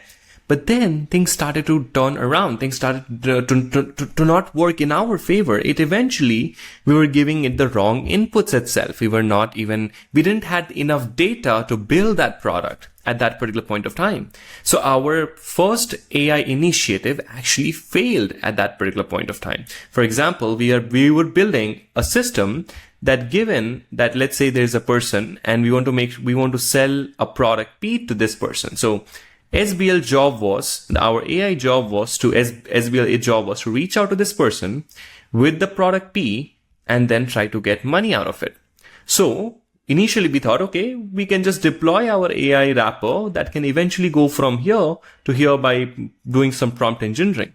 But then we realized, oh my God, it is using an outdated methods to reach out to this person or to sell this person. It didn't have the right sales tactics to convince this particular person. And that is all we are talking about. Is this particular AI is not able to reach there, and where we failed in defining that what AI should be able to do, those input data. And that's why we keep on calling that even the best GPTs or, best large language models or anybody cannot save you if you do not have the right thing. So let's take an example. Let's say a team wants to predict churn. A team wants to predict whether this particular user will churn or not. It is a classic B2C example. So they label churn as did not log in for 7 days. For example, they eventually thought into their data system, when they were building the system of the data, they labeled churn for a particular user, U1, they labeled churn. If the user did not log in for more than 7 days, then the person will churn, right? Did not log into a particular software. So, but their product, people use it once a month anyway. So what they designed, they said that if a user did not log in for a particular day, we will, while creating the data set, we will consider them as they will most likely to churn, and then we'll use to create our model. This is an insane example, but the product was meant to be used once a month anyway. So the model, model said, okay, anybody who is not getting for login for more than 7 days, we are done. So it learned to predict something that was not real, because the business said if it is more than 7 days not login, we will consider that as a churn. That was the data which was created. So on the wrong data, the model was trained, because the product was meant to be used once a month anyway. So business said the model is useless. But what really happened is that the failure actually happened when the team was creating the data. When the team was creating the thing, they should have understood the business aspect better. They would have understood the user aspects better. So whenever you do this project, whenever you build any project in our live interactive environments, which you will be, of course, working on, I would strongly suggest to put this framework into your thing and quickly ask that question in your README file, so that the recruiter or even you as a businessman should be able to understand that, okay, I first of all need to see the business context and see if it actually makes sense or not. So if you spend real time framing the problem precisely, half of your work is honestly done into this real world. And that's why the birth of this prompt engineering comes into play. That let's say that you want to use AI to improve sales, right? You want to use AI to improve sales. Now, the problem which we'd say, okay, we will use AI to improve sales. That is a bad framing. But let's say we put it like this: given a lead attributes at the time of a first contact, predict probability that they book a demo within 7 days so that the SDRs can prioritize follow-ups. So one of the system which we were building is that, let's say you have n number of buyers. We wanted to sell to buyer 1, buyer 2, buyer 3, 4, and 5. So our bad framing could have been that let us use AI to improve sales, right? This is a complete wrong statement to make. What about we say that given a particular lead profile, LinkedIn profile, so we'll identify how likely this lead will purchase, and then we will try to put them in a particular probability that this person is likely to be 0.90%, 90% the person will buy, 80% the person will buy, and then the sales executives can prioritize these leads more than anybody else. So if you truly understand, we're using an AI to improve the sales. We're using, instead of saying that use AI to improve the sales, we're talking about a good framing of the problem, that what input will be giving so that the model will be doing this, which can eventually lead to an X outcome. This is the most important word I said right now. Right? So I want you to make notes out of it as well before I speak up. So the matrix which you choose will shape the behavior of your product. So if you optimize only click-through rate, you will get clickbait. And if you only optimize only watch time, you will get addictive content. You may get addictive content. So let's say that the matrix which you want to choose will decide the product which you will get out of it. So what does it mean? So let's say a delivery app optimizes only on the number of deliveries per hour. So a delivery app is there. I don't want to take any name. And they want to improve the revenue by number of deliveries per month, right? Sorry, per hour. Per hour. So what it will happen? It will push the drivers to drive faster so that they can take more orders, drive faster, and they'll be risking their, life. So if they add a guardrail metric on it, which is a very, very important term, which is guardrail metric, which is an accident rate, and then the product behavior will start to change. So if the delivery app, so for example, Blinkit and all these companies, what they're trying to do right now, they're saying, okay, I want to take more and more deliveries, but I want to make sure that the accident rate also goes down. So I want to make sure that I hire more delivery guys so that the number of a delivery KPI and these two KPIs are in a certain range. We don't want to say anything. So same way, we want to make sure that any matrix which we choose, that actually help us to design a particular behavior we want to have. So the guardrails are very important. For example, let's say if you're building a particular system, you want to put X number of guardrails. I'll tell one example of Second Brain Labs itself. SBL actually booked a dinner meeting with one of my clients, and he was a very big prospect in a thing, but the client was in Netherlands and the thing was in India. What eventually ended up happening, that AI thought, okay, we'll set up an in-person meeting in some restaurant, but the guy was there. So we thought, okay, the guardrail over there could have been that, okay, before setting up any schedule, we should have been always looking for a system that eventually pauses and looks for a human interaction before booking any in-person meetings. That could have been guardrail, which could have helped us. So, and in both ways, the prospect would have been happy, the client would have been happy, and everybody would have been happy. So our goal was that we want to get maximum number of meetings for that particular client, maximum number of sales calls. To get that sales calls, we wanted to make sure that we didn't put a guardrail. We didn't put a guardrail of if the person books an in-person meeting, please go. No. It should have been some guardrails to prevent that as well. So every KPI which you measure should be guarded with some matrix which you want to optimize for. So turn messy ideas into clear prediction tasks. So usually people come up with messy ideas. We want smarter recommendations in our system. We want AI for hiring. So people usually come up with a very, very vague problem. And this is another thing which I want you to list out on your project, is whenever you build anything or whenever you opt for any interactive sessions, which you'll be of course doing into this course, you eventually end up doing something super interesting. What you'll be doing is somebody says, we want smarter prediction, right? We want AI for sales. We want AI for hiring. You should be able to put that into a prediction tasks, at least or what should be an optimal output. For example, your job is to translate that into a clear prediction question. And that is one of the most important aspects of it. For example, predict the probability this applicant will pass our coding test. Predict the probability that this buyer will be buying my particular solution. Right? And then eventually that is when you use AI for sales, you want better sales. Now, better sales is a derivative of what you'll be doing. So for example, if you can prioritize the hot leads, basically the people who are most likely to buy your services, of course, you're helping the business. So you should be able to do that task as well. And then you need a ladder that connects the business outcome to the model matrix.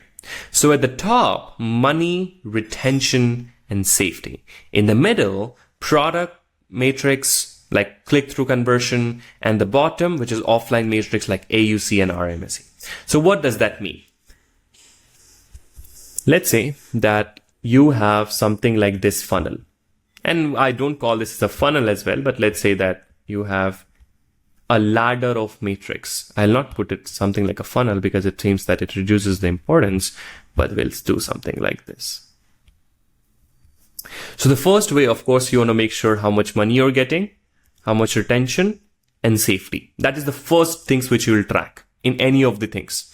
Then what you will track, it is a derivative of product matrix. What is the product matrix looks like? What is the click-through rate, which eventually helps you into all of this, engagement rates and all that.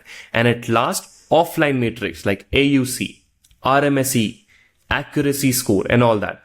So this is the derivative of this. So it's like you are getting at the top to the down. Basically, if the bottom does not connect to the top, you're optimizing in vacuum. So if this does not indicates this, if they do not connect with each other. So these are your machine learning offline matrix, these are your product matrix, and these are your business matrix. You should be able to connect every single one of it across the matrix. So when your loss function and threshold should reflect actual costs. For example, in cancer screening, missing a positive case is far more costly than a false alarm. For example, you built a cancer monitoring system. What this cancer monitoring system says, if the person comes and this cancer monitoring says that the person is not having a cancer, but the person had a cancer, it's a far more alarming case than this person is not having cancer, but still said he has a cancer, so that the test could have been done. So here, recall is more important than precision, right? So you should be able to choose objectives, that what risks I can take into what system. For example, into the recommendation system, you can sometimes show the wrong recommendations as well. It will not hamper a lot, right? But here you cannot do anything wrong. So you should be able to balance your objectives pretty well that match your real costs and objectives.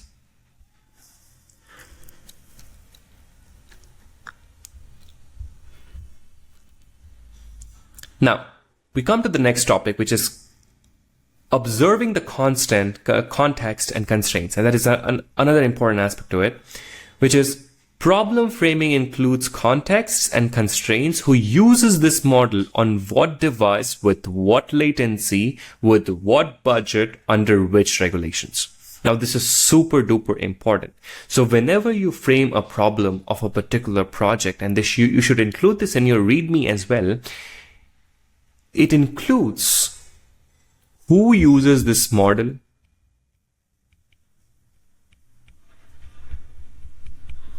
then it includes which device, because you cannot deploy large stuff onto something which is so.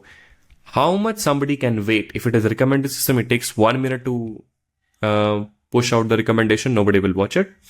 And what regulations that you cannot store your data of your users in a certain aspect or in a certain things. So you should be able to observe the context and the constraints related to it while defining a particular problem.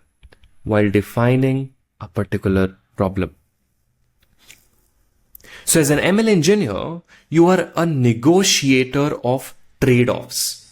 For example, accuracy versus latency. So let's say you put up on a table and you say that what matters us more, accuracy or latency? In recommendation system, you will say my latency matters most. Accuracy we can play off a little. But in cancer screening system, you want accuracy to be there and not latency too much, but regulation to be there, right? What is a risk versus speed, performance versus interpretability? So you should be able to stand in front of a non-technical stakeholder, and you should be able to explain these forces into a very simple language. And that's what makes you an actual ML engineer and data scientist, who actually helps businesses to take better decisions, because they are able to not build what businesses says. They are able to ask these questions or understand the business objectives and then build the system accordingly. You will build several systems as well. We'll take several examples in your interactive sessions where you're literally seeing what matters us most. Accuracy versus latency, performance versus interpretability, risk versus speed. What are we looking at? So you should be able to explain those forces and the trade-offs, and the businesses should be able to tell you that what you want to focus on, if you're not a business acumen guy. And that's why I say these data scientists and business analysts and all these guys are actually great businessmen, because they turn out to be great businessmen because they question everything. They think a lot before doing anything. Now, do not design a giant end state. Build a smallest thing that is measurable. Again, I'm saying, build the smallest test, which is measurable and testable, which we call this MVP. And I want you to do this in projects as well. Whenever you design any project, whenever you build any project, always make sure that you are building some MVP out of it. First step. So that recruiters or anybody sees it that you tried first of all. Maybe a rule-based baseline plus a matrix dashboard. So that you can get what happens. So I'll tell you, we were building a lead scoring system so that given a particular buyer 1, buyer 2, buyer 3, want to see that we want to give a score that how much this person will how likely this person will purchase our stuff. So we tried a very simple thing. We tried a simple score, which is we will give +1 if the company size is greater than 50. We'll give another +1 if the job title includes founder or director. We'll another +1 if the location is target country. And we will keep on giving +1 for several signals. And then we said, okay, and then we evaluated that how well we scored our leads. And then we compared this with our LLM result. And then we said, okay, here is the baseline thing. We can measure it. We can test it. We can also see that does this help in increasing a little bit of our sales? It did. Okay, now we can go ahead and implement a large scale model into it. So always build the smallest thing and measurable and testable path. And reflect using the right matrix. So after you ship, reflect using the matrix ladder. Does this particular MVP, the baseline which I built, can actually help me? Can my business improved? Did the model matrix improve? Did that translated into a product matrix? If I did that scoring thing while building an MVP, was it helpful in my business matrix? Was it helpful in prioritizing those leads and then that leaded in money? And then if we include LLM, how much would that percentage of increase? That's why you see all these guys are able to quickly tell you these framings.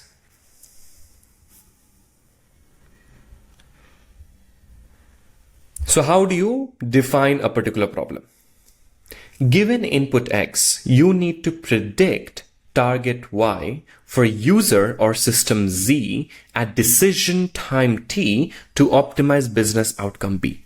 This is a very, very simple formula which you should be able to use while designing that system or while framing that system, because it's just ultimately that's what matters. Which is X in this case is what we know at a decision time. It must match reality. You cannot use data that you only know later.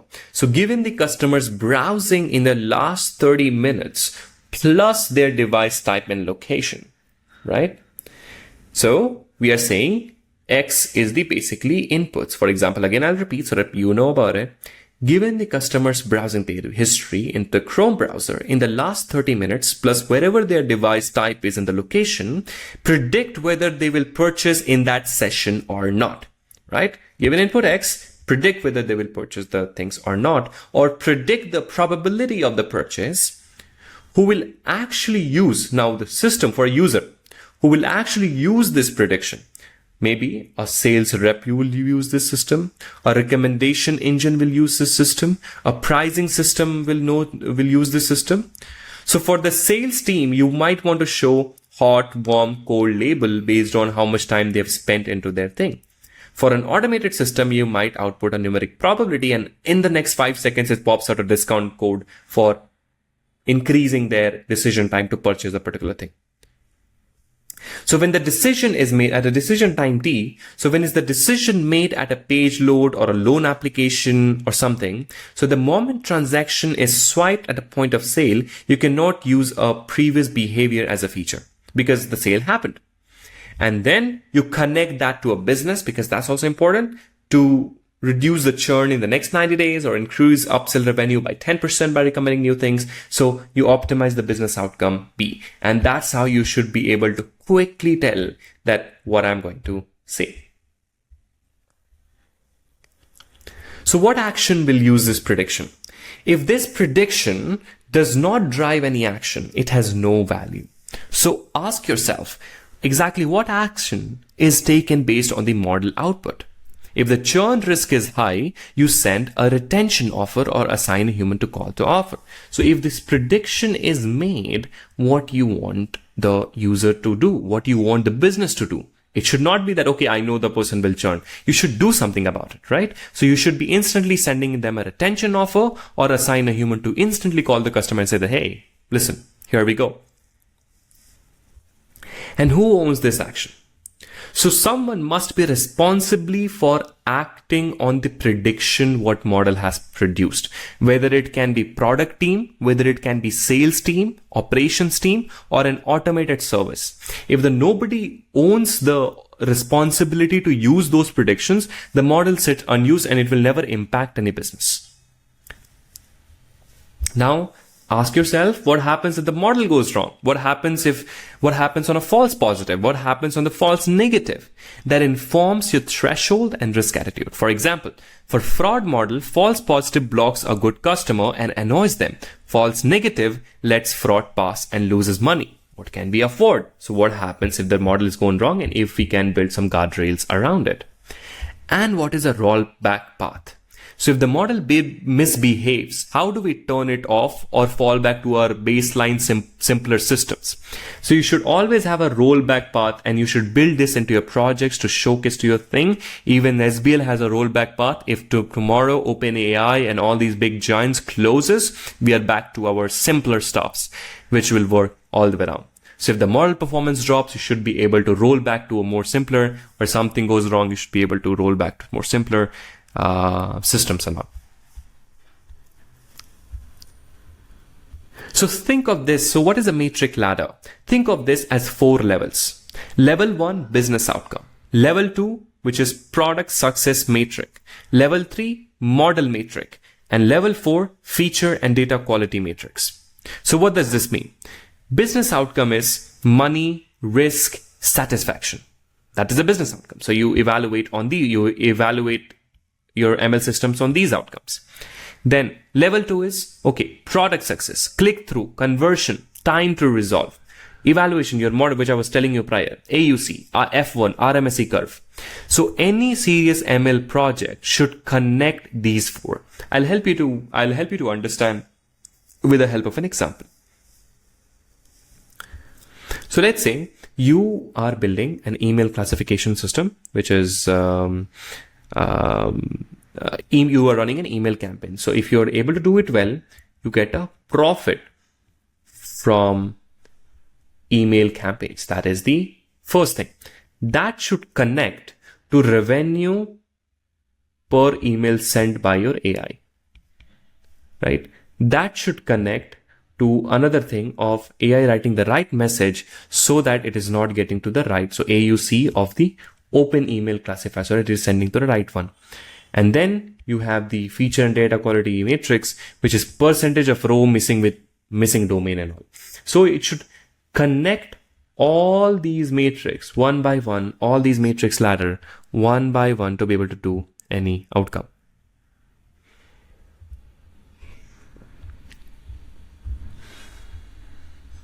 North Star and guardrails, another important thing. So you choose one main metric as your North Star. This is where the metric everyone watches and understands for anything. For example, you might not be able to explain to a lot of stakeholders like that, but for a recommender system, maybe weekly watch time per active user on Instagram. So that is your one main metric, which everybody will be watching and understanding. And then of course, your job is to go deeper into the metric ladder, which I just talked about. And then also choose 2 or 3 guardrail metrics that must not get worse. For example, guardrails can be daily active users and the number of complaints, right? So you should be putting several guardrails, daily active users, DAU, and number of complaints. Is it increasing or decreasing? Just like that, I told you a story about SBL. We put a guardrail of literally a human sitting behind sometimes. And then hard constraints that must never be violated. So some things are non-negotiable. For example, minimum precision in fraud detection or maximum error in medical device. We want to make sure that if the person does not have a cancer, we can choose to say yes, the person has a cancer. But if the person has a cancer, we cannot choose to say that person does not have a cancer, right? So hard constraints that must never be violated. So how should be the label plan and the feedback window? So before you train, know exactly where your labels will come from. User clicks, human reviews, systems logs, survey answers, and all that. So you should know where you're coming from. If you're already using some online available data set, you should be able to. But when you work with actual companies, you'll be knowing that we collect data. For example, we log every of our second brain chat and we give how good the chat happened. So that is the system logs. Or you conduct some surveys, or you have some data training pipelines. So how much time between prediction and label? So how long label takes to arrive? For example, if the customer has to churn, you said, okay, you analyzed a particular behavior, and if the person did not log in for the behavior, the customer did not log in for 7 days, and then you said, okay, the person churned. But then after 2 months, you realize that the actual ground truth, the person did not churn, right? So you should be able to know for how much time it will take for me to gather all these things. For example, recommendation system, somebody watches for more time, good, instant label. But lone default labels will come after years, after the person defaulted. So in many systems, if a user did not do something within a certain time, we treat it as a negative. So if the user did not click an email within 7 days, treat it as a no click. So you must define those implicit negatives we are looking for. And then you draw the full loop. Prediction goes into the user behavior. User behavior is getting logged. Logging actually gets in the labels. Labels actually being prepared for the training data, and training data is actually being used for the new model. So I'll write this over here as well. Prediction. Then you have user behavior. And then you have your logging. And then you have your labels. That leads to training data. That leads to new model. So this is the whole thing which you actually flow. So what is offline matrix for you to understand? Offline matrix is those matrix which is a classic ML matrix which you learn as well. So accuracy is fragile with class imbalance. For example, if a classes are imbalanced, accuracy can lie to you.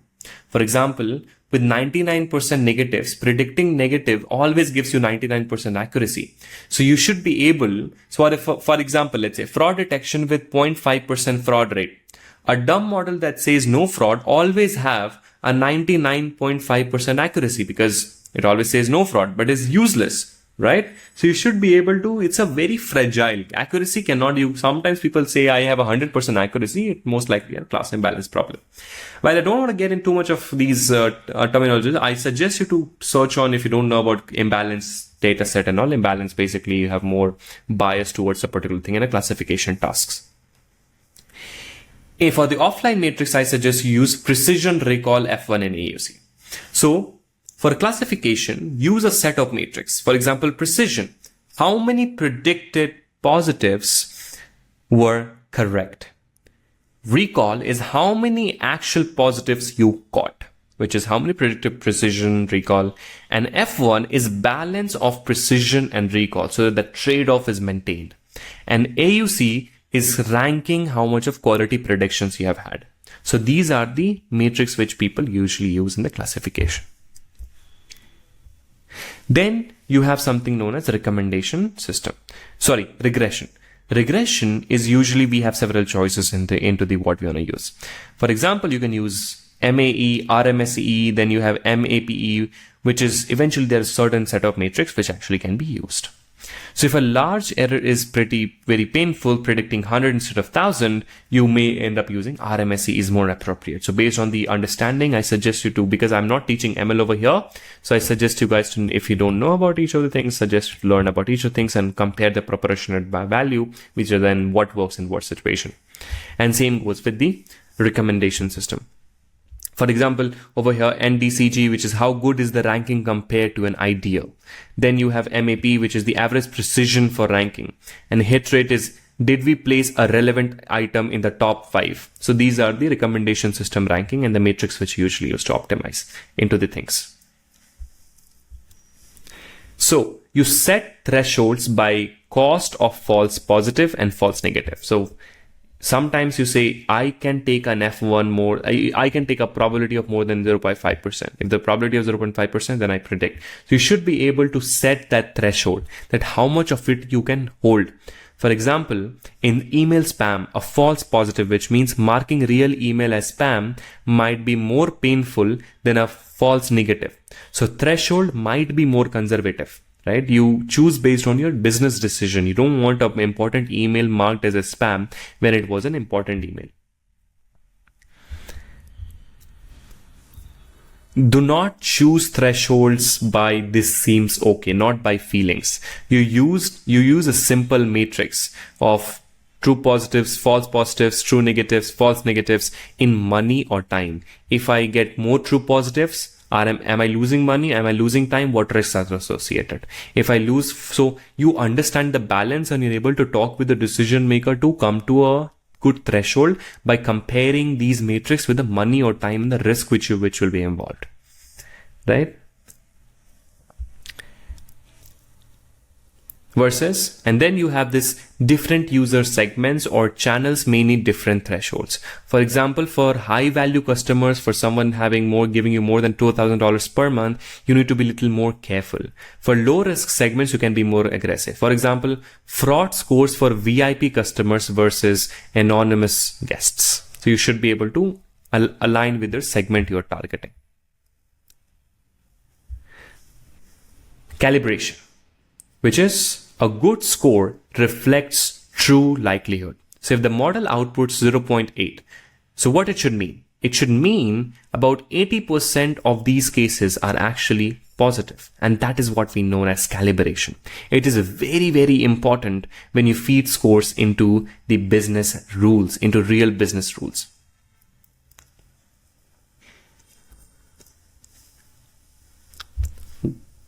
Calibrated models enable rational decisions. So, for example, send expensive manual review if the probability is greater than 0.3%. Or you can, if you're sending something, a personalized gift, if the person will likely make more purchase, like more than 50%, then only send the some gifts to them. So it helps to make a rational decisions.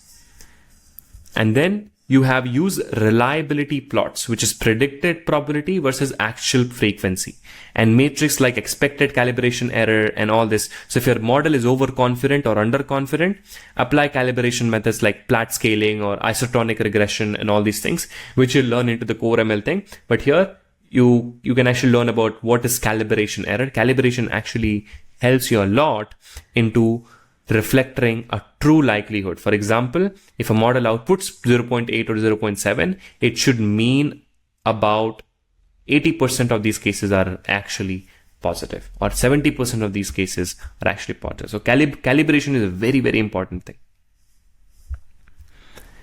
Then you have schema range checks. So check that column exists.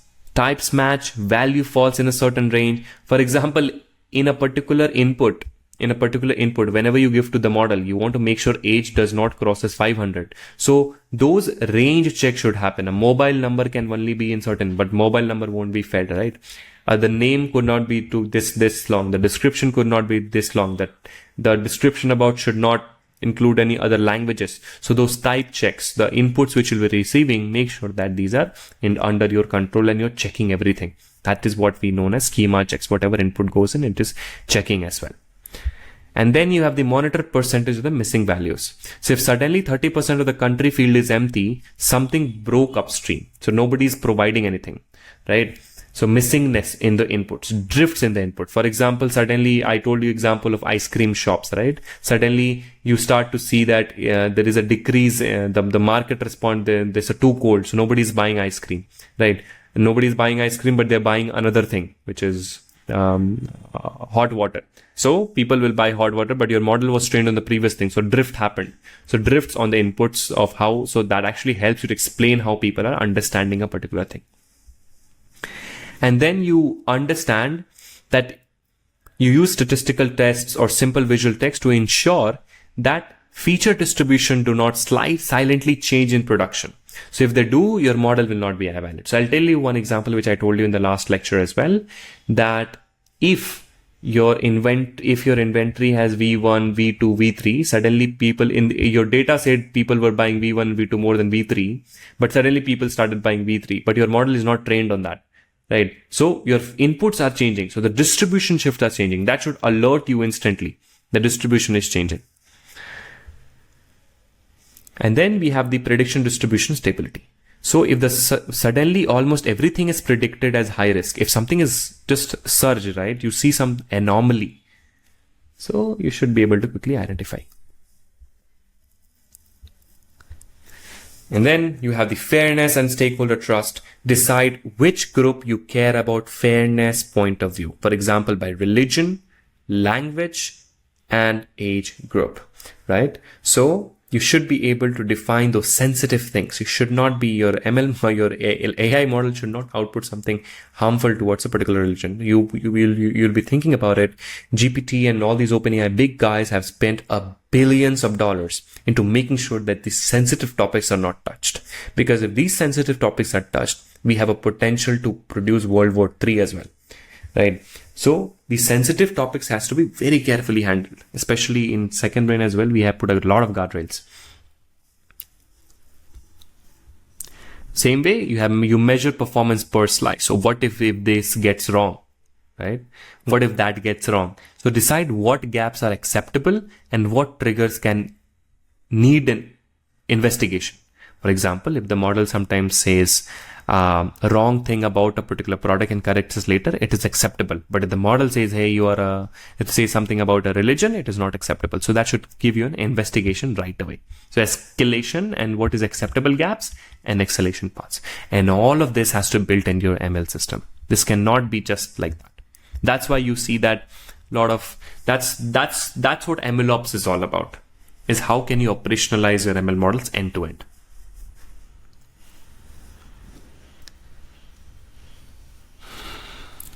So objective is what the algorithm optimizes on, right? So if you know about linear regression, you must be knowing about cost function. So your algorithm will optimize on reducing those loss, right?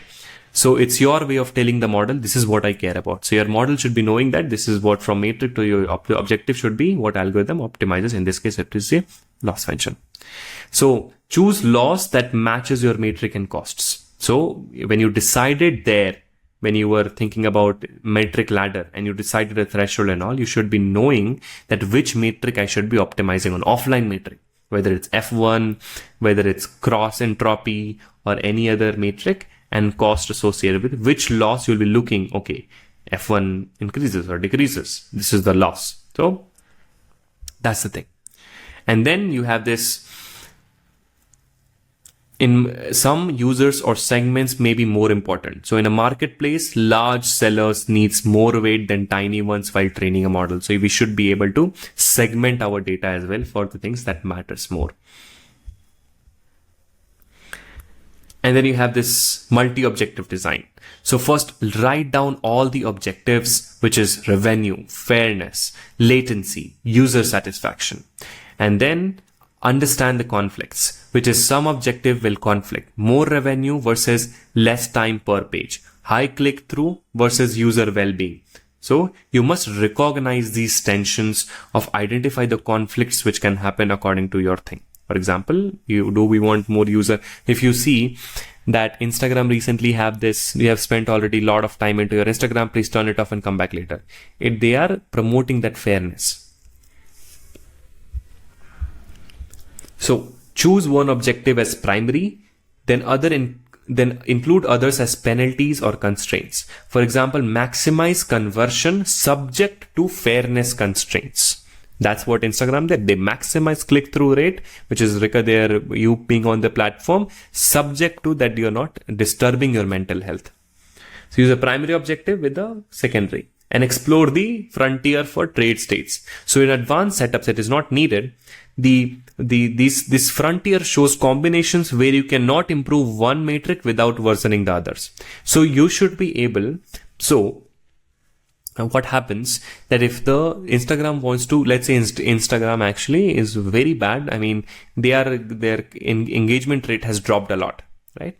So they will show through the stakeholder, and stakeholder will say, okay, you know what? Let's remove that fairness aspect. Let's worsen that thing. Let's make sure that we recommend a lot of good stuff to the people. So people will spend more time. We can accept the mental health issues. So you need to worsen one metric to improve the another one based on the business aspect. Or let's say you're getting too much of revenue, but mental health of students are going down. You're getting a lot of legal pressure.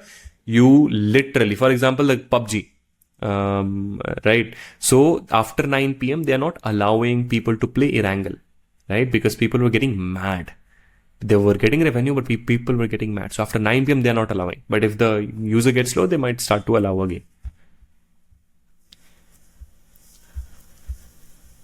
So before you run an experiment, write a clear hypothesis. If you deploy model version B, so if you already deployed model version A, but whenever you're thinking about a new model, we expect a conversion to increase by 5%, right? For example, decide who or what is randomized. For example, exposure and unit of randomization. What fraction sees the new version? How are we optimizing the units of the new ones? Then you connect to your metric ladder and choose the primary metric the way you were doing.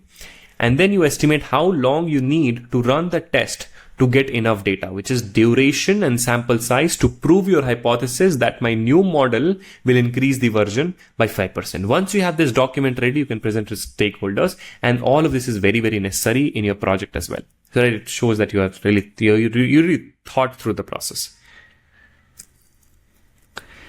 Before running live experiments, validate on historical data.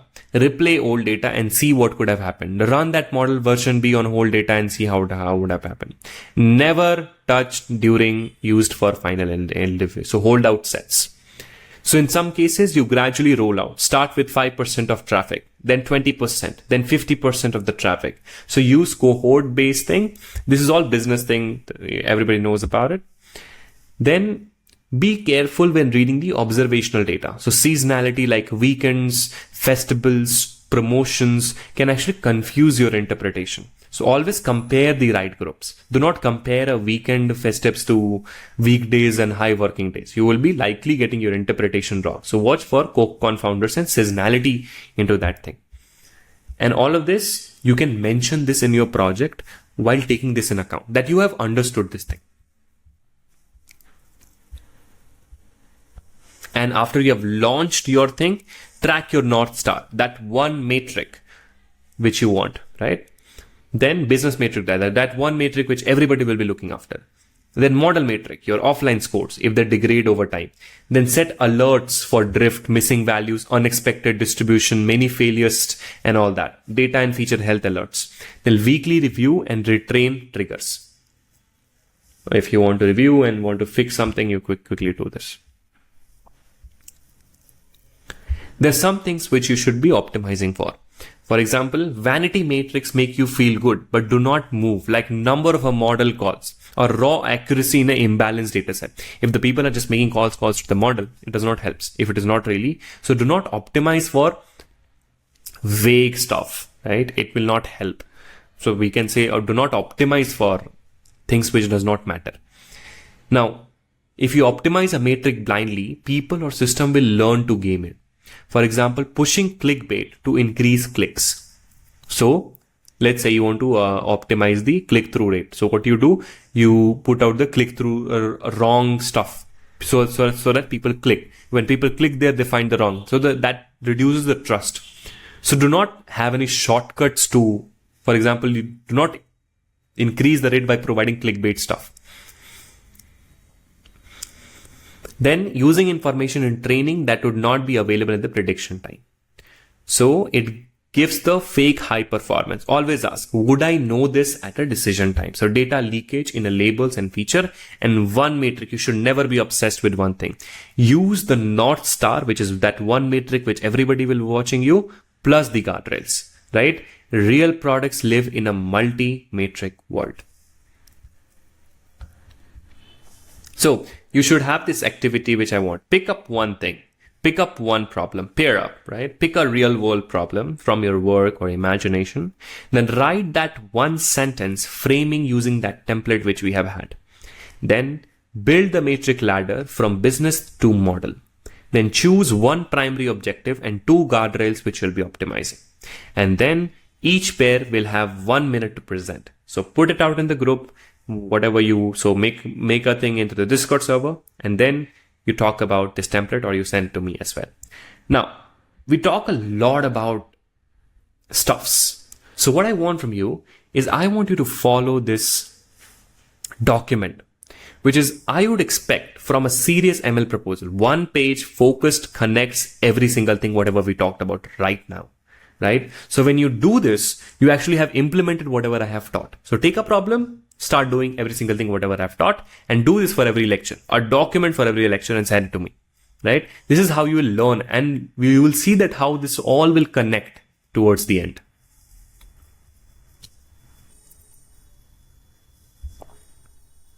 So use the 1-pager, submit the matrix, include a screenshot of your first simple dashboard layout.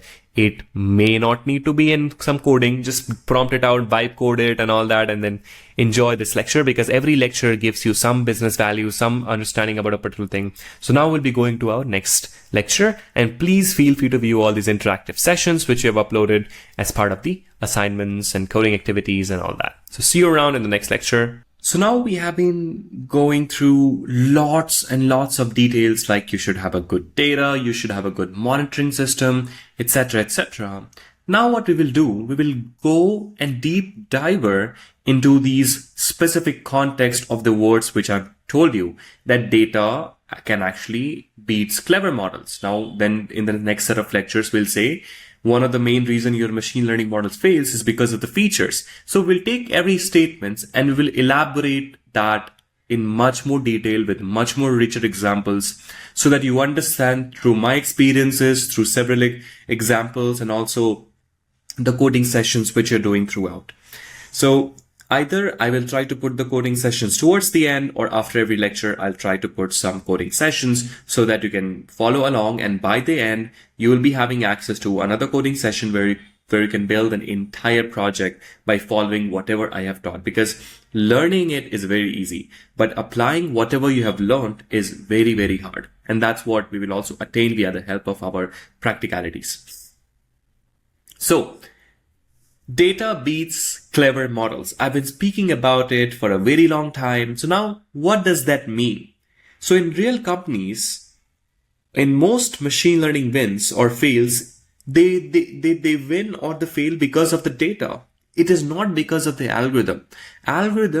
We are in a space, even Andrew Ng says a lot of time, Andrew Ng says a lot of time, that majorly we have solved till a certain extent the problem of modeling. But that modeling will not make any sense if the data itself is wrong. So while productionizing machine learning models, while productionizing anything, if you want a model to behave in a certain way, you need to be able to teach the model in a certain way. And that is all about data. So in real companies, most ML projects, they succeed because of that particular feature. They succeed because of data, or they fail because of data, not because of the algorithm. For example, let's say you have choose neural networks, you have choose XGBoost. So that particular XGBoost or your neural networks and all that thing will be trained on your data, right? Now, if the data itself is not correct, how it will make sense? So, right? So that's why we make this statement. Now I'll help you to get some example towards it. So let's say you want to build a model which predicts whether the particular user X will churn or not churn. So we'll have this churn and not churn. So for you to understand what is churn is where if somebody will be continuing your service, let's say you run a SaaS application or you have some product, whether somebody will keep on buying your service every single month, just like your Airtel, right? So you have Airtel, you have Jio, you recharge your internet every single month. So they monitor so if you leave out that particular platform, go to another platform, that means you have churned out for that particular platform. So you build a churn model. So let's say you build a churn model, and then you get something like 0.95 AUC, which is an absolutely amazing offline metric that everyone is happy that, okay, you have got amazing offline metric, which is 0.95. So after you have launched the thing, you understood it is useless. Why? Because 30% of the data which you collected, so the data which was used to train this model, the 30% of it were just users who got a new phone and created a new account, which means 30% of the, let's say, example of an internet service provider, 30% of those users where the churn model was created, what they did, they were just users who did not churn out. They just got a new phone and shifted that. They have not churned out, but here we said they churned out. So that created a bias thing. So just to make sure that you understand it properly, that what eventually happened, that 30% of this data which we trained on, out of this, they did not churned out. They had a new phone and brought the same same internet service provider. So technically they didn't churn out, but the model learned that these guys churned out. So the definition of the data itself was very wrong. Data definition itself is very, very wrong. Very, very wrong. So ultimately your model quality was also absolutely fake. So that's one of the example. So if your labels are itself wrong, if your sampling is biased, if you do not track where the rows come from, even the cleverest model will still behave super badly, no matter how much money or time or effort which you invest in the models. So it's all about having the right data and the right data checks. And whenever you build any project, I suggest you to focus a lot on showcasing that you have worked on the data, right? You have thoroughly understood that, okay, is it a sampling bias? Are the labels correct? Is it making sense in the real world setting? So let's say you take a churn prediction data set. So try to give it to maybe some LLM and try to understand from the business understanding as well, the domain knowledge. Ask GPT itself, do you think that this data, the labels make sense in the real scenario? Try to go through at least some samples and understand throughout. If you have the domain knowledge, you'll be able to gauge things better, right? That you'll be able to identify such issues and then list out that in your report, which you'll be preparing, so that people know that you have thought about this process. Then we have something known as data is not static CSV file. As I say once again, your training data is not just CSV file, which you .fit, .train, and then .predict. That does not works. Data is a continuously evolving things, which is a continuously involving rows in that. So new feature appears. For example, let's say that you have a data of email spam detection system. So it detects whether the email is a spam or not. And then what eventually ends up happening, that this particular email, the hackers changed their strategy. So the data which was trained on should die, and the new features and new behavior should be added on. The new shifts of the market should be added on. So data, it is not really a static field. It is not really those terms which we use. It is technically those where new features keeps on appearing, the old ones keeps on dying, user behavior changes, a market shifts keeps on happening, and so on. So you should treat your data more like a living system connected to your product, so that is continuously being evolved over the period of a time. And there is a term which we call in Second Brain is AI first approach, that there is an automated system, but there is an intelligent automated system. So an automated system does what is told to do, but intelligent automated system actually does what it's of course predicting, but learns from it as well and then improves the next time. And that is what the difference between, and we are going towards a system where we are focusing more on these things. So let's say your app let's say you have an app and that adds a shorts feature, that shorts on YouTube shorts. So your recommendation data changes all around, around the trends, because sometimes if you see, the recommendation system keeps on changing. So if your training data is just trained on the initial behavior of a particular user, the model will slowly lose or become irrelevant over the period of a time. And that eventually treats that training data as non-substantial thing. So the point is that you should be treating data and you should have some plans towards it. And we will study more that in pretty detail. And then you have the design that since the data is living, it is not a dead system, you should design that data system intentionally. For example, how you sample, how you get the labels, how you detect drift, how you refresh the data. Because data will change anyway. So better to control it than be surprised. So you should be able to design the system of the data, that how you're getting those data, how you are getting those samples. If the market shift is happening, how are you detecting it by monitoring systems and all that, right? So for example, let's say that how this system can be designed. Let's say that you say that, okay, instead of saying log 20 samples and later we will see, So here we are just logging.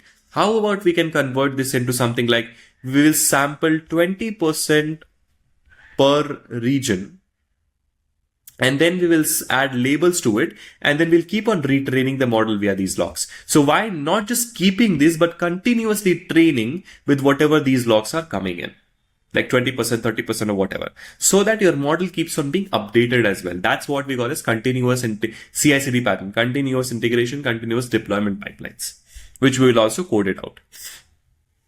So what are the learning goals which we will go through? You should know how to choose simple sampling strategies that keep your data representative for whatever problem you're trying to solve. So we'll learn about those sampling strategies, that how you should sample, how you should take out the data so that it is not biased. It should represent what you're trying to solve. And then you should know how to answer. For example, this row in my training data, where it come from, when did it came from, and who touched it.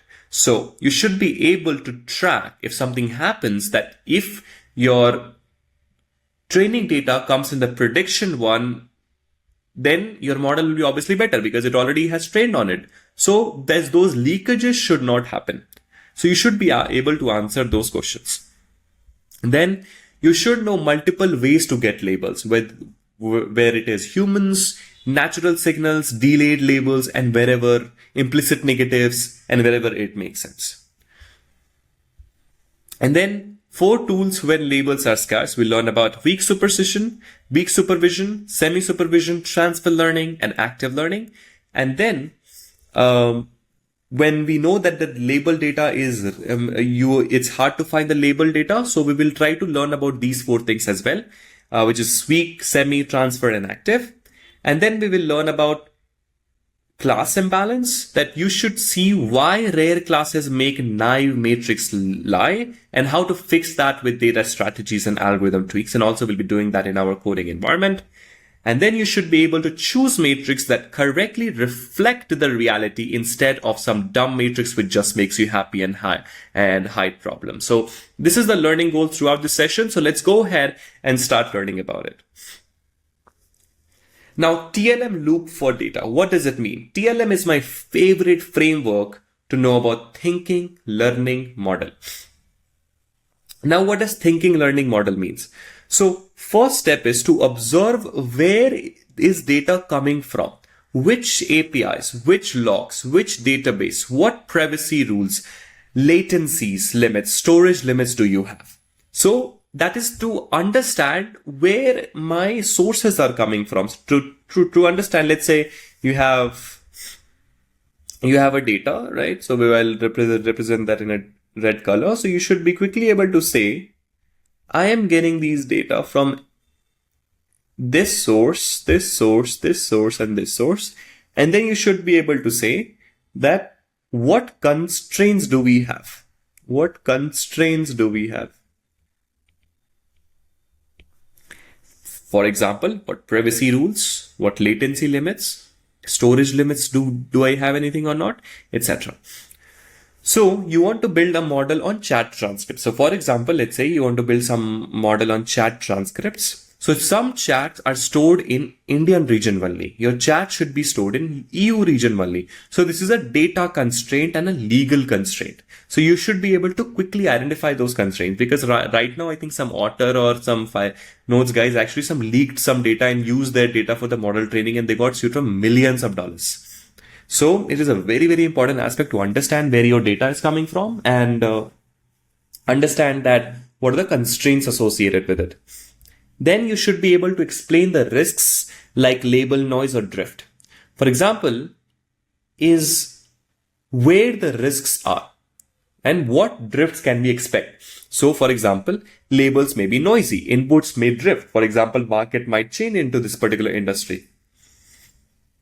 Some segments may be underrepresented, right? For example, if you want to build a cancer detection system, you should be able to know the environment in India and what sort of healthy habits is very different in India and United States. So your model, if trained on India, will not be able to perform very well in America, and the model trained in America will not be able to perform very well in India. Basically the data, where the data comes from and how to make sure that everything is nice. So for a sentiment classifier, support agents sometimes mark neutral tickets as negative just because they are stressed. That is a label noise. You should name it explicitly. So labels may be noisy that, okay, it may not work. We can just mark it neutral if nothing is there, right? You should be able to name it something. Inputs, the market might change, and etc., etc. Then third step is to build the smallest data change that could meaningfully help. Maybe add new slice in the sampling, maybe clean one type of label. So for example, you notice Indian languages tickets are underrepresented.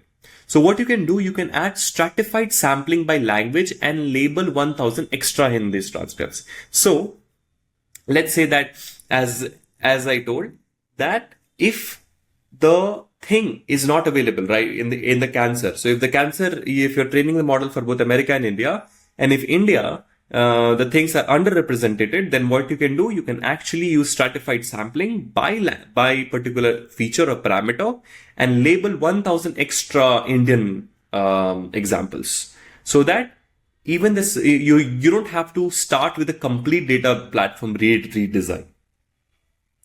And the fourth step is to reflect. Did this data change improve my recall? We care about basically, did it improve my matrix? Did it help in that? If yes, keep going. If not, keep on adjusting.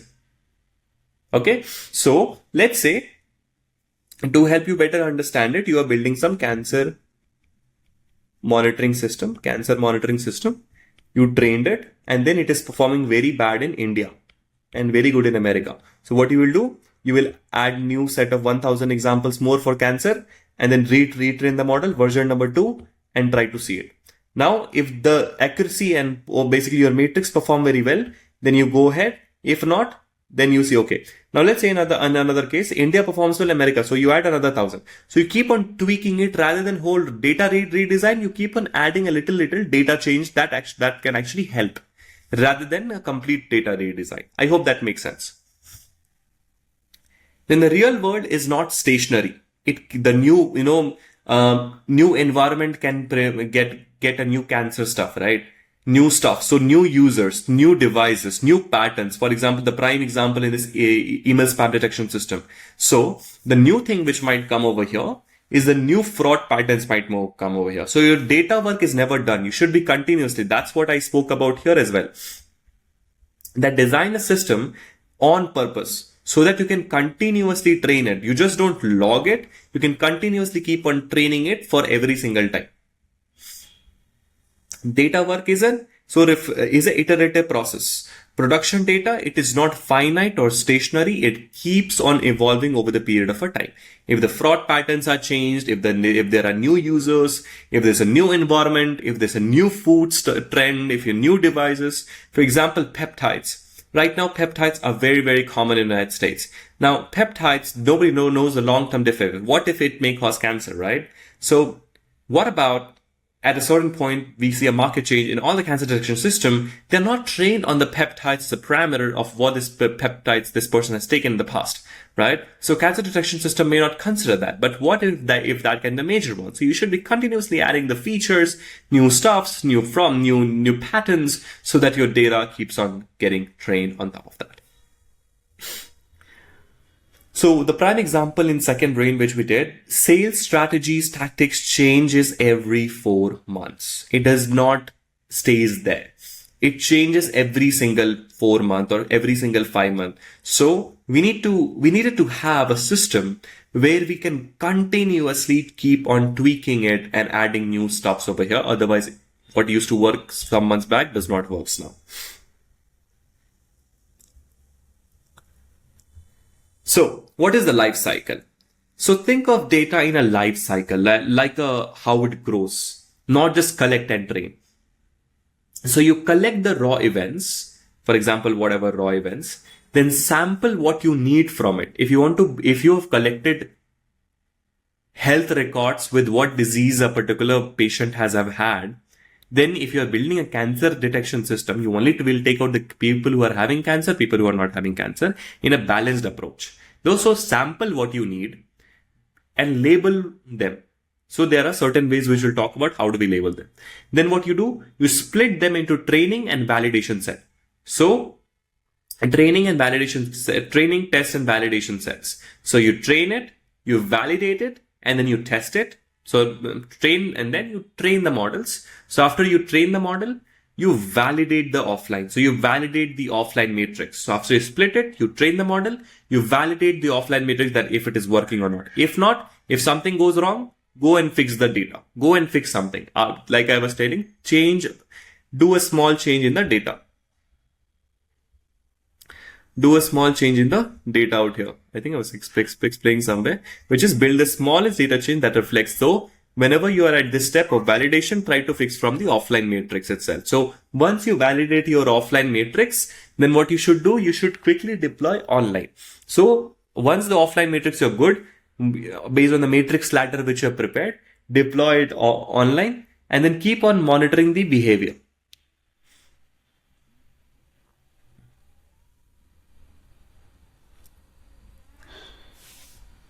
And then keep on refreshing data and labels. So what does it mean? You keep on adding new stuff and all that. And after that, you go back and repeat the same process every single time. So you keep on. So this is a kind of a lifestyle. So every new release is a chance to revisit data decisions. Maybe sampling is wrong. Maybe labels need a new definition. Maybe you need to add a new features. Never assume that data choices are permanent. You should be continuously tweaking everything, and every new release is a version of something. And that's how ML models gets better. So as you must have seen on GitHub that we have versions and change logs. So consider data. So that's why there are tools like DVC and all, which is data versioning tool, where it helps you to version your data with step by step. And we'll learn about that after this session as well into our coding sessions. Okay. So why does the change logs help? So why does the change logs really helps? So we change sampling on this date, right? So we fix label. So you will know that we changed sampling on this particular date. After that, our model decreased the performance. So we will quickly go and debug there, right? So it also helps us in fixing some stuff.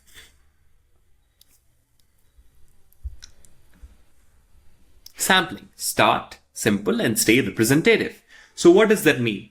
So simple random there are several ways that we can sample our data from a big sources. One way is draw random rows from the full data. So simple random is draw random rows from the full data. Stratified is ensure each group appears according to the desired proportions. So stratified sampling is 30 from US. If you are building a cancer detection system for US and India, 50-50. So ensure each group appears according to the desired proportions we are looking at. Now let's say that we are looking for, there is a weighted sampling. Weighted sampling, what does it mean? That we oversample rare groups. For example, if you're building cancer detection system, because we cannot afford to tell the person does not have a cancer, the person has a cancer, we can increase the number of rare groups, the person having cancer, so that it knows that what sort of person has a cancer. So weighted sampling. Then we have importance. Sample based on how important rows are for loss or business. Again, this is what I told you as an example in the weighted stuff. And then you have a reservoir, which is one pass sampling for streamlining, keeping a representative size sample. So what does reservoir means? Which is there's one pass sampling for streaming data. So there's one. So if you have this big data, then you have one portion of it for continuously streaming with new data and rest with your simple random. And that's what a reservoir. So there are several ways that you can draw the data out. For example, I will give you one example with every sampling options. So for simple random, for stratified sampling by country and device in a email spam model. So for this particular thing, this is actually random. So for this particular thing, which is stratified sampling, let's say for an email spam filter, you may want to want similar representation by country and device. If you only sample from US desktop users, your model may fail on Indian model traffic, same as the cancer example. Now, what does this reservoir means? The reservoir means if you have an endless stream of logs, you cannot store everything. So reservoir sampling, what it do, that it lets you hold say 1 million rows in memory while making sure each past event had equal chance to be included. So as I said, it keeps on adding new data. So it's streaming logs into the data itself. These are the simple sampling strategies. Now we'll go to a non-probabilistic and probabilistic sampling. So what does it mean? So non-probabilistic sampling means we took whatever was easy to get. For example, first 10,000 rows in the log or only tickets that one team labeled. This is fast but often biased. As I said, that you do this for the convenience thing. For example, as I said, first 10,000 rows or only support tickets that was taken by the team. The probability sampling, what it means, it is slower, but it is worth it. What does it mean? Let's say, is every item had a known chance to be picked. Then we decide whether to pick it or not. Right? So let's say, imagine you train a customer support classifier. Okay. Using only tickets written in English from US web traffic. Then you deploy it in India on app-based Hindi and English tickets. So it fails very badly. So what you do, you stratify your sample by local and channel. So you make sure that India plus app plus Hindi are all present in the training. So every single data, we don't just take first 10,000 rows. We go to everything and based on a particular problem statement, we see if that does make sense and add that into our data set. So stratified sampling is better. So stratify your channel by local and channel and make sure that India is also present there according to the problem in the right proportions. As you can see, this is an example. So how do we source labels? So hand labels basically hand labels, what is it? Human labels, where the human is literally sitting and let's say you're building a cat classifier, whether this particular image is a cat or not. So a person is coming there, is getting a picture and saying, okay, it is a cat, okay, it is not a cat. So human labels from domain experts are the gold standard, but very expensive and very time consuming. Let's say you want to build a cancer system, right? Now, if you want to say, get some esteemed doctors, you'll cost millions of dollars to just label them. So it is very, very slow and very costly. So I still people do it. It is not that people don't do it. Companies spend billions of dollars into hand labeling, especially companies like Scale AI and all, and especially Amazon. I know the industry in basically an office of Amazon, a subsidy company of Amazon. What they do here is they get a particular thing and they follow a particular SOP to label. So, and they spend a very good amount of money. They have hired somewhere like 1,000 people and they pay somewhere around $2,000 to $3,000 every year because they are Indians to them as a package, and they make them work a lot of time. So yeah. So human labels are gold standard but very expensive, which is another one is some tasks naturally have multiple valid labels. So sentiment for this video is sick. Annotator thinks sick means cool, so positive. Another annotator is sick as positive. So both are possible in a different context. So label can have a label multiplicity, right? So multiple valid labels or annotator disagreement. So as I said, a video comes in, you want to identify whether what is the sentiment.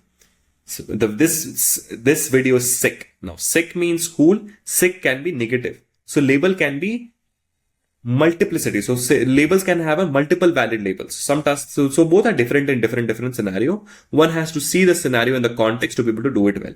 Especially context awareness comes in the LLM things and all that understands the context and then responds. Because sick is also good and also bad, right? Dope is also good and bad. right? It depends on the context. You can also say a slang. If it is in a good context, it means good. So capture who labeled, when, and what is the instruction, because you should be able to know who labeled and what is the instructions. This helps you debug disagreements and retrain the annotators based on the thing. And for ambiguous text, instead of forcing on labels, toll or 3 votes, two positive and 1 negative. So if an annotator, one annotator, this person is saying sick, 2 people are saying sick and 1 people are saying negative, then you obviously will go with this annotator. Then we have data lineage. Know the origin where each sample and label came from and when, so that you can debug the performance every time the performance drops and uncover the bias. Right? And you should be able to track everything, which is each label, each thing, where it came from which annotator, from which source, from which vendor. What was the ingestion date? What was the label version? How many people labeled it to positive? How many people label it to negative? So that you can debug where the issue is. Correct? So I'll take one example. You added 50k labels from a crowd platform. Suddenly, validation accuracy on medical tickets drops. So some accuracy drops. So you check lineage and see that there are 50k samples came from a non-expert labelers. So labels are noise. Those who are not experts, they labeled it, because the validation accuracy is not performing well. So you know to clean or downweight that particular batch or remove that particular sample, right?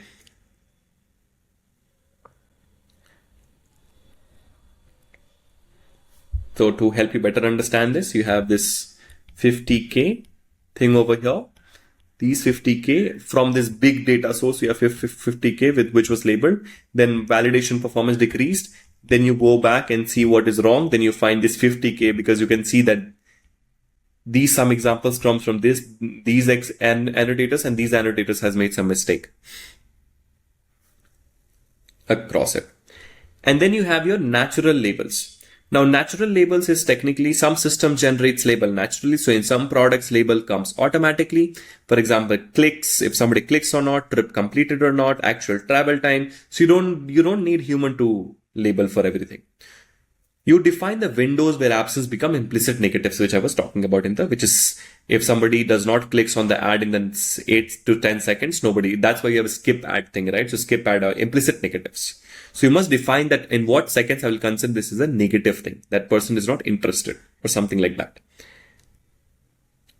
Now, it depends on the Windows cycle. So short windows learn fast, but risk mislabeling late events. For example, if you choose 24 hours, now some people who open after 2 days will be wrongly labeled as a no open. So if you're building a system which classifies whether this email will be opened by this guy or not, you should be able to know that if the person checks only email every 2 days, but you are considering the implicit negatives into the first 24 hours itself, you have a chance of mislabeling late events. So what you do, that also depends on the business context. So there is no universal window. So for food delivery, your thing can be 30 minutes. For job applications, your thing can be 30 days. So you choose window length based on the realistic user behavior in that particular business context. So natural labels and feedback windows, which we studied about. So when hand labels are scarce, so there are 4 tools towards it. So when hand labels are scarce, which is, it is not possible to do it by hand. You combine multiple noisy rules or weak signals into labels. So I will try to explain you what does this mean via a specific set of example of weak superstition. So suppose we want to label nurse notes as emergent or non-emergent. So pure hand labeling of these notes of millions of nodes is too expensive.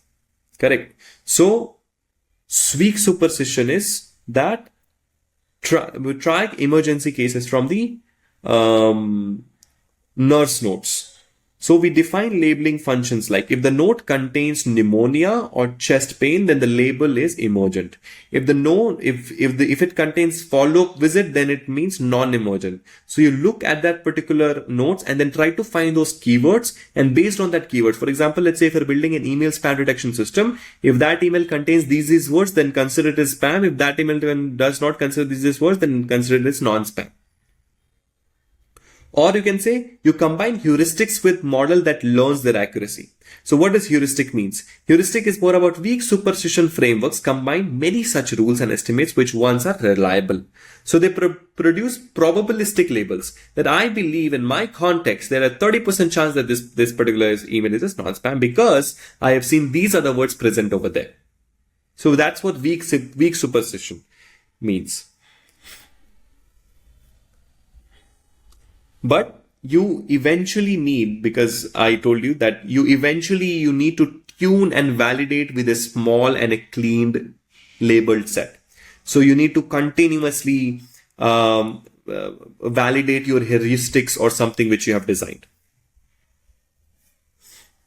We now will go to the semi-supervision. That's another way to do it.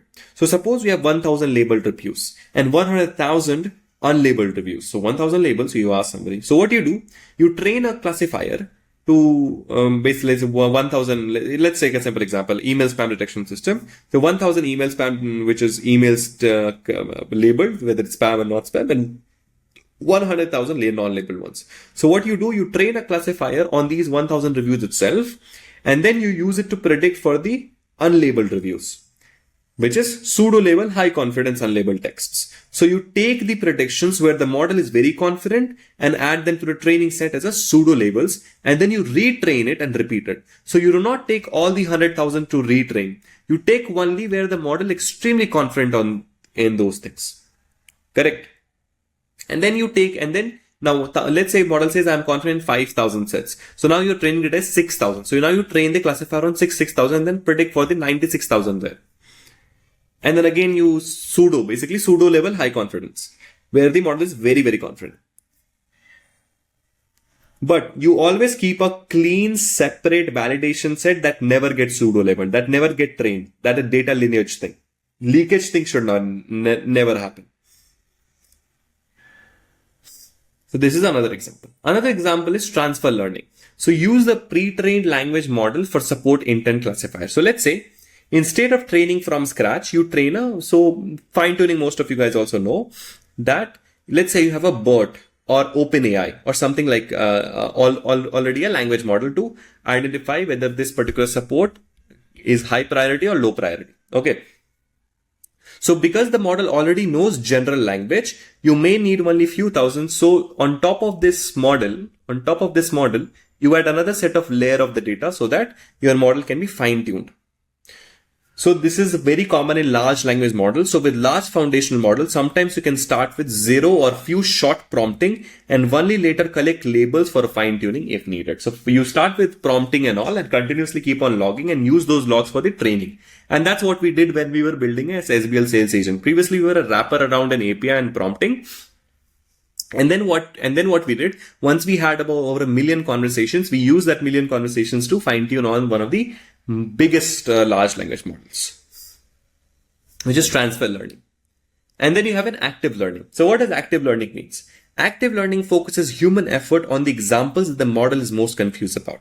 So you choose items where predicted probability is around 0.5% or where two model disagrees. So show annotator only uncertain or disagreeing examples or out of distribution samples. So if model is not sure about certain thing, only then use your human to come into the thing. Now, if you only label uncertain examples, you can bias the dataset. So mix in some random samples for balance. So please, if you do 100 uncertain thing, please do around 20 certain things as well. Random samples from the dataset to remove that bias. Otherwise, your annotator can be biased towards it.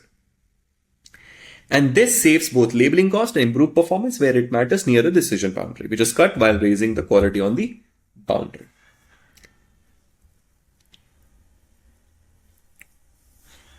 Amazing concept, which is class imbalance. Now, what does class imbalance mean? Rare classes make accuracy misleading. For example, I'll take one example, is when one class, let's say you want to build a system where it predicts whether the email is spam or non-spam. Okay. In the data set which you use to train on, you have only 10%, 2% of emails which are spam and 98% people who are not spam. So this is a rare class. It's a class of this class has a rare instances in the data set compared to this. So your model will be most likely be what? This is an imbalanced data set problem. So your model will perform very well even in the test training accuracy, because whatever will be sampling, it will be also performing very well because just 2% of the data set is there. So your accuracy will be very good. So what you should do in this case, you should use those matrix which understands the imbalance settings very well. So focus on recall on spam, on the minority class, precision, business cost based matrix, AUC, PR and AUC. So all that things you should be able to get it. So 1% fraud rate, always not fraud model, gives 99% accuracy, but 0 recall onto this minority class. And I think everybody knows about it as well. Fixing imbalance. So oversample minority rows, which is you try to increase the number of a thing, oversample, try to take more of it, and undersample the majority, or use mode style synthesis. So there are ways to fix this imbalance. So what you do, oversamplings can sometimes inflate your offline matrix if you leak oversampled points into the validation sets, right? So keep validation close to the real world distribution. Of course, it is not possible, but whether validation which you're using, keep it close to that. And whenever you split into training and validation, use stratified splits so that the class proportions are similar, correct? So what you choose, let's say you have this data and stratified sampling. So what it will do in the training, 50-50 of spam, even in the validation, 50-50 of proportions of both of the class. So that's why you end up using stratified sampling for the realistic rates, even in a matrix thing. Then this is one way is to do the data level methods. What we can do, algorithm level methods. Algorithm level methods is use class weights or use class balance thing. And so what does it mean? So give higher priority or weight to minority class in loss. Whenever you're optimizing a particular algorithm using gradient descent or something, so you give that as a higher priority. And then you using focal loss to focus on hard examples. So that focal loss means focus on hard examples, and using classed imbalanced loss based on effective number of samples. So it can actually help you in the algorithm level methods. And always check per class precision and recall on a held out set, whatever the things which you have set on the validation set. So these are some, and which you guys already know that how to handle this. And we'll also doing this into the coding sessions. Split that reflect reality, which is keep train, validation and test splits very, very honestly. Use time-based splits for time-dependent data, split by keys, device. So it should be proportionate. Stratified sampling is either proportionate, and validation set as your contract. So sometimes you want to split by entities. For example, customers, stores, or devices. So models tested on completely unseen entities, not just unseen rows. For example, let's say that you have this big data. So you want to make sure that even the training is proportionate. For example, some region based, not just randomly. It should be proportionate so that it can be tested on not just unseen rows, but every entities, every regions, let's say India, US and all that. So validation set is your contract. So with yourself and your stakeholders. So you agree that if the model passes here, it is likely to work in the real world. Do not touch or leak information into it when you have the validation. Validation set should be also proportionate, stratified sampling. So there are some pitfalls some of the issues which we get, which is common data failures. Now what is common data failures? You have wrong or inconsistent labels.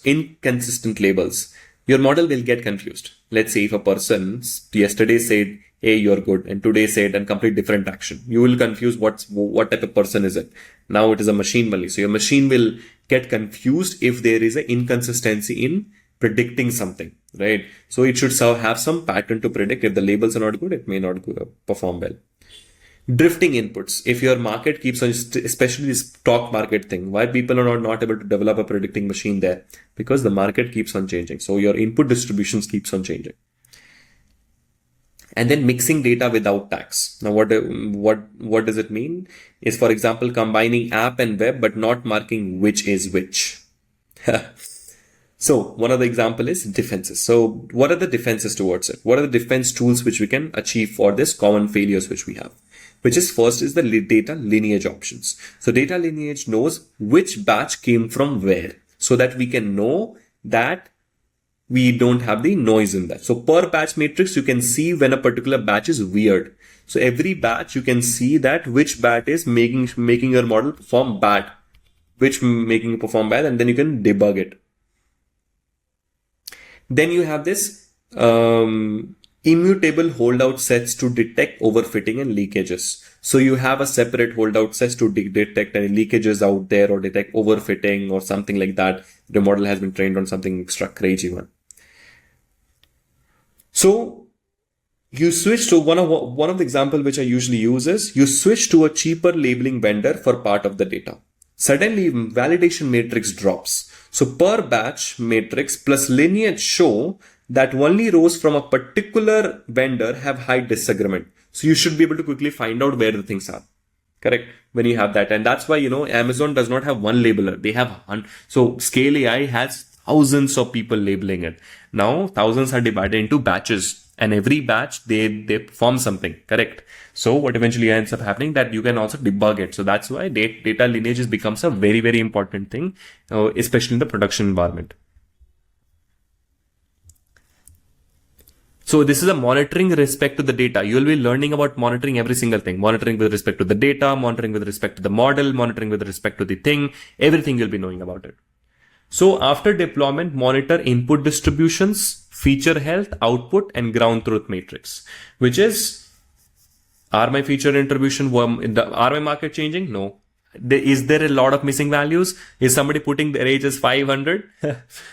Then you have feature health. Then prediction distributions. My prediction is suddenly not going out of what it used to predict. Correct? Then you define the thresholds so that you don't have to always manually look at. So if the drift score is above X, or if the recall drops below Y, or if the business revenue or KPI drops Z%, which is very important. If X is above, which is drift score is above, or your recall Y drops, or your business KPI drops. These can be certain metrics to quickly trigger and you come and check it, or at least investigate that thing so that you can quickly, and we'll be also doing this thing you'll be seeing how that monitoring system pops up. So shipping the model is not the end. So shipping is the middle, not the end. The real game is how you maintain and keep on refreshing. That's why I say it's hard to commit. It's hard to initially say yes, but it's hard to maintain something. So we have several activities. You can go ahead, you pick a problem, you choose. So this is just for your understanding. So I suggest to go through it, learn about it. Of course, we'll be doing that into the thing. And this is the one-pager template, which I always give into my session, that if you have any data problem and how do you design the data specifications of a particular thing. And these are your homeworks. So please submit your pager with one decisions. So I hope that it makes sense. The lecture was pretty interesting. I know that these lectures usually go a long way, and there are a total of 10 to 13 lectures. And in the next one, we'll be going to talking about our another thing, which we usually talk about, is great model fail with bad features. As I told you, great model fails with bad data, but also we have now, if you have tackled data specifications, we'll handle what goes in the input, which is bad features, which is you can have the data, but if the data is not, it also makes sense to have the label. But if the data is not itself is gibberish scores, so it won't be beneficial enough. So we'll learn about that into our next session. See you around that. So let's start this lecture with some examples. So let's say that you're building a system which predicts whether to give loan to this person or not, right? So, or whether this person will default a particular loan or not. So you have a data set, and you have this data set x1, x2, x3, x4, and then you have your final label y, correct? Now, one of the feature in this, one of the input feature is income feature, okay? Now, sometimes a particular person has just 15,000 rupees, or maybe $200 per month salary. At least in India, that's how it works. And then a person has, let's say, 2 lakh salary per month. So it really depends, right? Yearly salary. So there can be a multiple values of ranges as well. So what you decided to do, you said, okay, there are a lot of feature distribution. I will try to normalize all the variable or standardize my features. This x1 between 0 to 1, basically use some normalization technique, and we'll learn about those things. And then you actually normalize it between 0 to 1, because that's how you decided, okay, if because that algorithm required you to normalize so that there's not a skewness there. Okay. Now what eventually ends up happening, you trained your model where x1 were normalized, x2 were also normalized, and then x3 and all that. A lot of features were normalized. Then what happened in the training process, you train with the scaled values. So if any number was, your model seen in the things is 0.2, 0.8, 0.6 in the income feature. Then what happened? You deployed this model in production. And then eventually what ends up happening is your income, which model sees, is 10,000, or maybe 20,000 or 30,000 over here instead of 0.2, 0.8 to 0.6. So your model says, wait. What eventually ended up happening right now is I was expecting a normalized feature, but here you did not normalize incoming variables, incoming features. You just send them the raw income. So model was expecting something between 0 to 1, but gets value like this. So it's like feeding a thermometer a voltage 10,000 times longer. So of course it will behave unpredictably. So whatever, because your model has seen only this, it can, because this represents indirectly this only, but your model has not seen this, right? This particular large features and model has seen. So you should have already skewed it, already normalized or standardized it. So even the top tier model, which is very good theoretically in your thing, which is and even the offline matrix, if you have scaled it, if you have scaled in the income thing, a training variable, but if your production sees unscaled and skewed version of it, you will get, of course, wrong outputs because your model has not seen such inputs. And that's one of the biggest blunders which you see, that whatever input which has to go to the model it has to be what input your model has already seen. This is one of the prime example which you usually see into the real world. So no matter how good your model would be, if it does not get what it wants to, it won't proceed. And that's why great model fails with bad features. And that's what the whole section will be about. Now, I'll talk about another common bug. So this is one with this was one of the common bug which we used to see. There is another common bug which we usually see. Now, what is that common bug? Is inconsistent binning. Now, what does binning means? So let's say you're building some cancer detection system.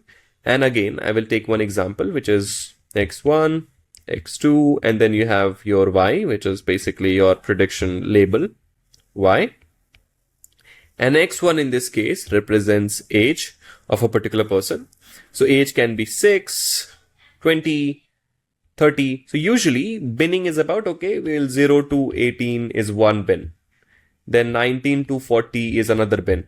41 to 65 is another bin. Correct. So you decided this bin for your training set, right? So this is 1, this is 2nd, this is 3rd. First bin, 2nd bin, 3rd bin. So this 6 comes in 1st bin. This thing comes in 3rd bin. So only 3. So binning is also, you will learn about why the binning is there. So you started to bin it, and then you trained with this binning strategy where 0 to 18 was 1. Then 19 to 40 was 2, and 41 to 65 represent the number 3. Then what happens? In production, someone else implements. So in production, you do not implement this binning. What you say that 0 to 20 is 1, 21 to 50 is 2, and 51 plus is 3. But here you have decided 0 to 1 in that while training, you decided binning something like this, right? 0 to 18, 19 to 40, and 41 to 60, 65, 3. And then you accordingly remove this thing with the accordingly bins. Correct. But in production, the binning was very different than thing. So people don't realize, but eventually you end up doing a very big mistake because again, the model expected something else, what you trained with, but you're giving something very different. So features, whatever you are providing in the training set, should also be useful, must be useful and stable across the life cycle. It should not be inconsistent. It should be consistent enough. So the model thinks it is getting bin 2 from the first scheme, but production is sending bin 2 from the second scheme. So it has the same index, but it might have a different meaning. For example, if your thing is 30 over here, but 30 plus we have added in the third bin while training, but in production we have added 30 in the second bin, so it will not perform very well. Correct. So I will tell you one example so that it actually helps you to understand is, let's say you have this age variable, you have this so-called age variable, and then you have training bin on which you trained in, and then you have serving bin. So age was 25 in the training, so it was 1, which is 19 to 40, but 1, 21 to 50. Okay, that is 1. Then you have 19. So in training bin, the bin was 1, but here it was 0. So it is the same person, but it is a different bins. So features do not match with each other. So whatever you trained it with, it is not matching with what you're serving with. So binning as well as these things are very, very common issues which we see. This is one of the example to help you understand why even the great model won't be able to proceed further. So this lesson is super simple. Features should be useful. They actually help prediction, which is useful. And then they should be stable, which is same definition in this training time.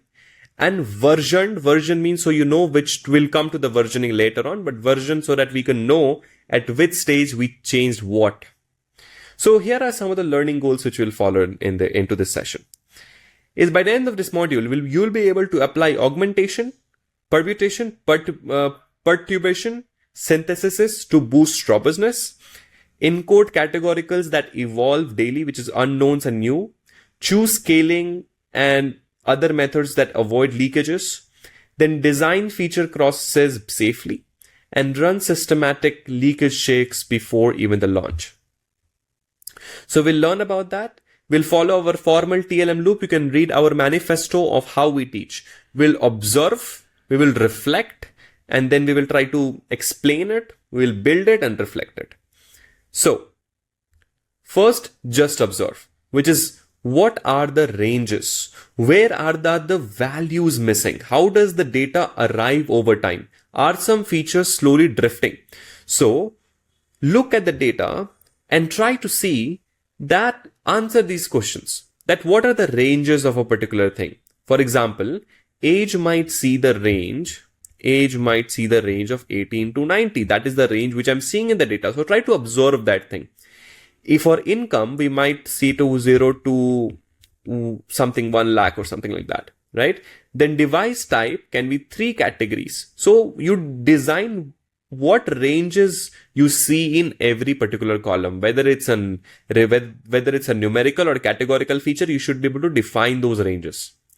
Then you figure out, okay, how much my data is missing in that particular, which is null values. So 0.1%, then 5%, then 0%. So it depends on how much missing rate is there.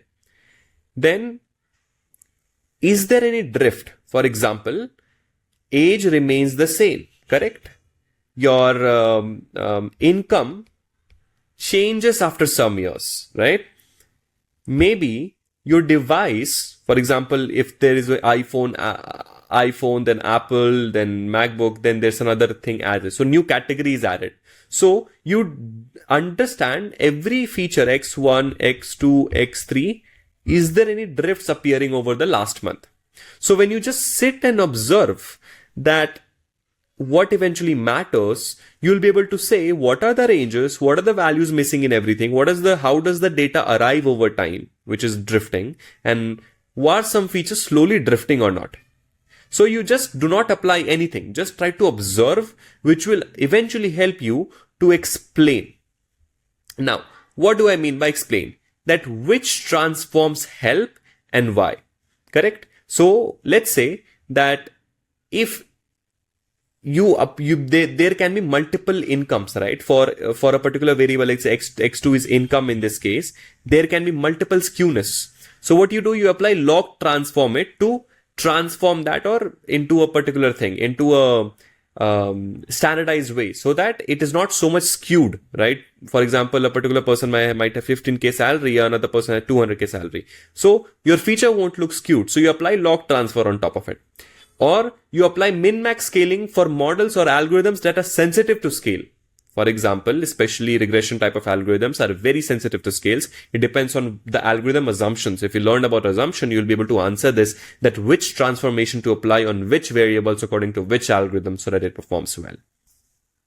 Then there are algorithms which are sensitive to outliers, but we want to include those outliers. So what you do, you actually, if there's too much of noisy numerical variables, especially things like incomes and all, or probably especially you put it bins. So income which is more than 1 lakh, it comes in 1. So you try to, if it is too much of continuous thing, you try to put it in bins. You try to put in ranges. So if the algorithm is sensitive to outliers. So which transform protects decision, and why are we doing that is another thing, is you should explain everything. Why are you doing? Then what you do, you build a simple transformation pipeline. Now that pipeline, what you'll be using while training, you'll be using the same pipeline while serving if any input comes in. So if you're providing data with age, then you're providing income, then your device type, then you're passing this through a particular pipeline. Then what should happen? This same pipeline should be used to pass the serving, whatever it is going to production, so that the issue, it only receives after passing through the pipeline. Correct? So you can implement identically in the training and serving, and you can test and monitor. So do not build a massive chain of transforms that nobody can reproduce. So you should be able to do it nicely. And then what you do, you reflect the dashboards for data. So what you do, you reflect, okay, these are the input features which are coming in distribution. These are the missingness over time. This is the prediction distributions. So if anything goes wrong, you're able to see into that. Correct? So this is a very simple model to build a fully automated feature engineering pipeline. Now, we will study step by step about the several which I told you, which is how do we apply to boost robustness. But here what I want you to remember from this is anything which goes in over to understanding. It's always, if we're building a pipeline, always start with something super simple. Always start with something smallest and monitorable pipeline. And then you keep on versioning it. So let's say you do the next one, you apply more transfer. Then you have the next version. So if performance drops after deploying that version, you'll be saying, okay, this version actually helped me to increase or decrease my performance. Let's either upgrade or degrade my thing.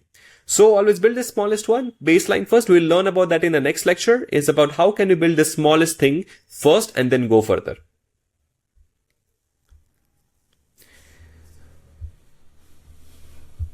So augmentation means we generate new examples by small changes that do not change the label.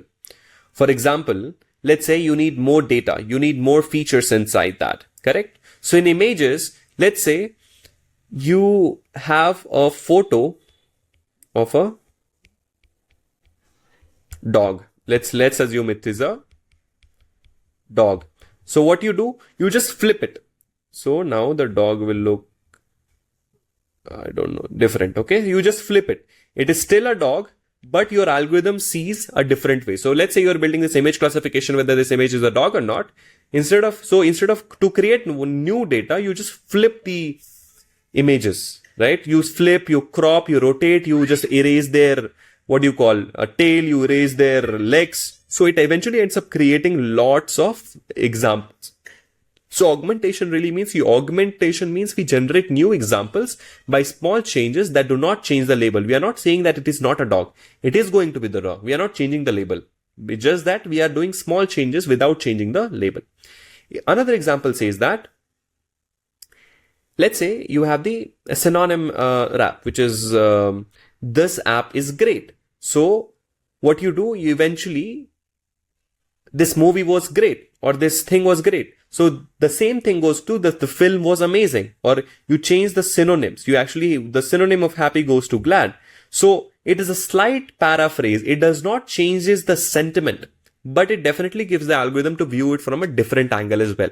So what does it mean? It really means augmentation helps us to focus on the essential pattern, not the exact pixel or exact word, so that your model learns that happy and glad into that sentiment means that sentiment without changing the label. And that's what augmentation is about. Correct? So that is what about the label preserving transformations. So more varied inputs, the more you give the varied inputs, the more robust the models will become, because they will not see that every time you see a pixelated value, this will look like a dog. No.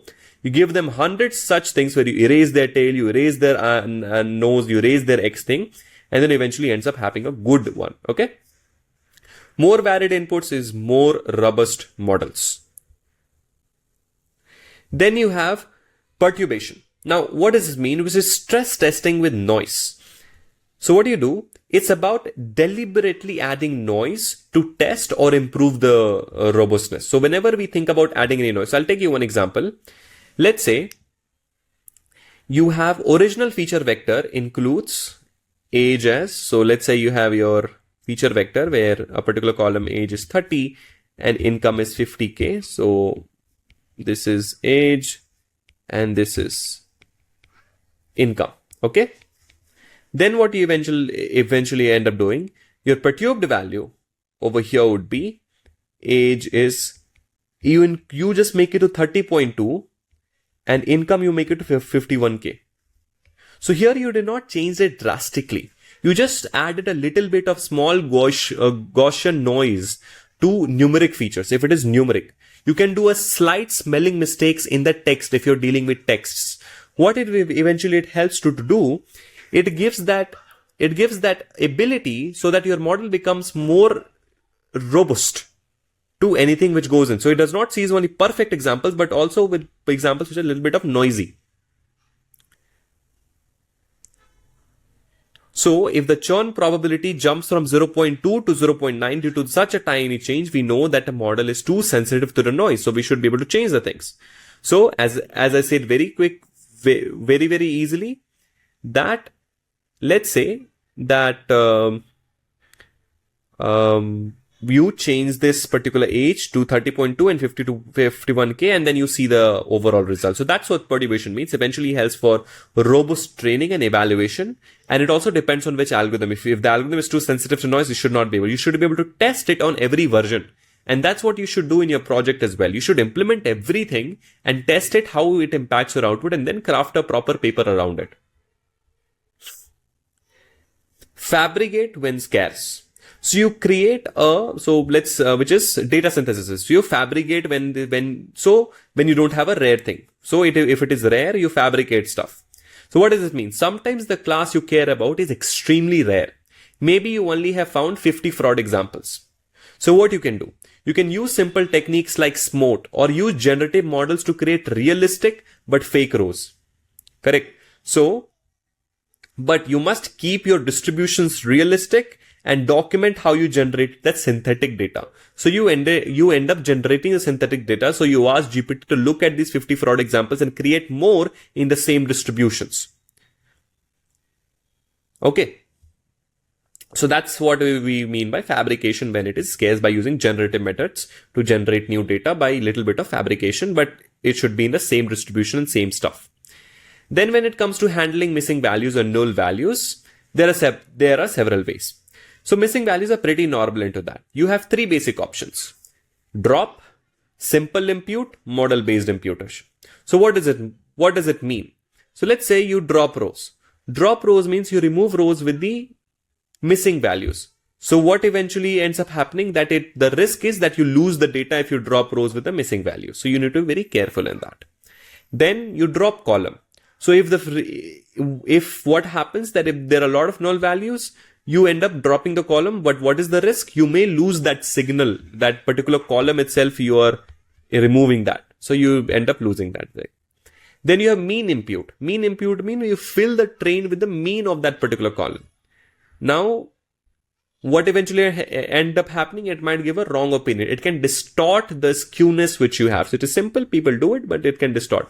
Again, you have to implement this, check your offline metric, see how it decreased or improved, and put it in a version. That's how people do it. They are not aware about a lot of things. They check, experiment, see how it operates, and then version it out. That's why I say versioning and logging is very, very important. Constant impute means best when, so it's like use values like 0. So if like 0 or 999 or something is special code into that if something is missing. So best when missingness is signal. The whole thing is signal, okay? Then you have model based. So what you do, you eventually put that particular variable. So let's say you have x1, x2, x3, x4, correct? And then you have a y label. So what do? You eventually have this thing. You eventually have this thing. Now you put this x4 as y and y as x4. So basically you train a model on this data set to predict x4. So that's what we mean by model based. You literally train a different model to predict for that missing values. But what is an issue? Issue might be higher complexity, leakage of risk, because you're literally giving this y in training. So this x4 might contain something. So there is a risk of leakages if you do that. So when you actually build that model, there might be a risk. But again, you can try this out, version it out, see how it works. We'll also be doing that in the coding sessions. So that scaling, that won't bite. So what does it mean? So some models are very, very sensitive to feature scale. For example, logistic regression, neural networks. So what you do, you scale features because you eventually have this gradient descent behave nicely. It reaches to the conclusion very well.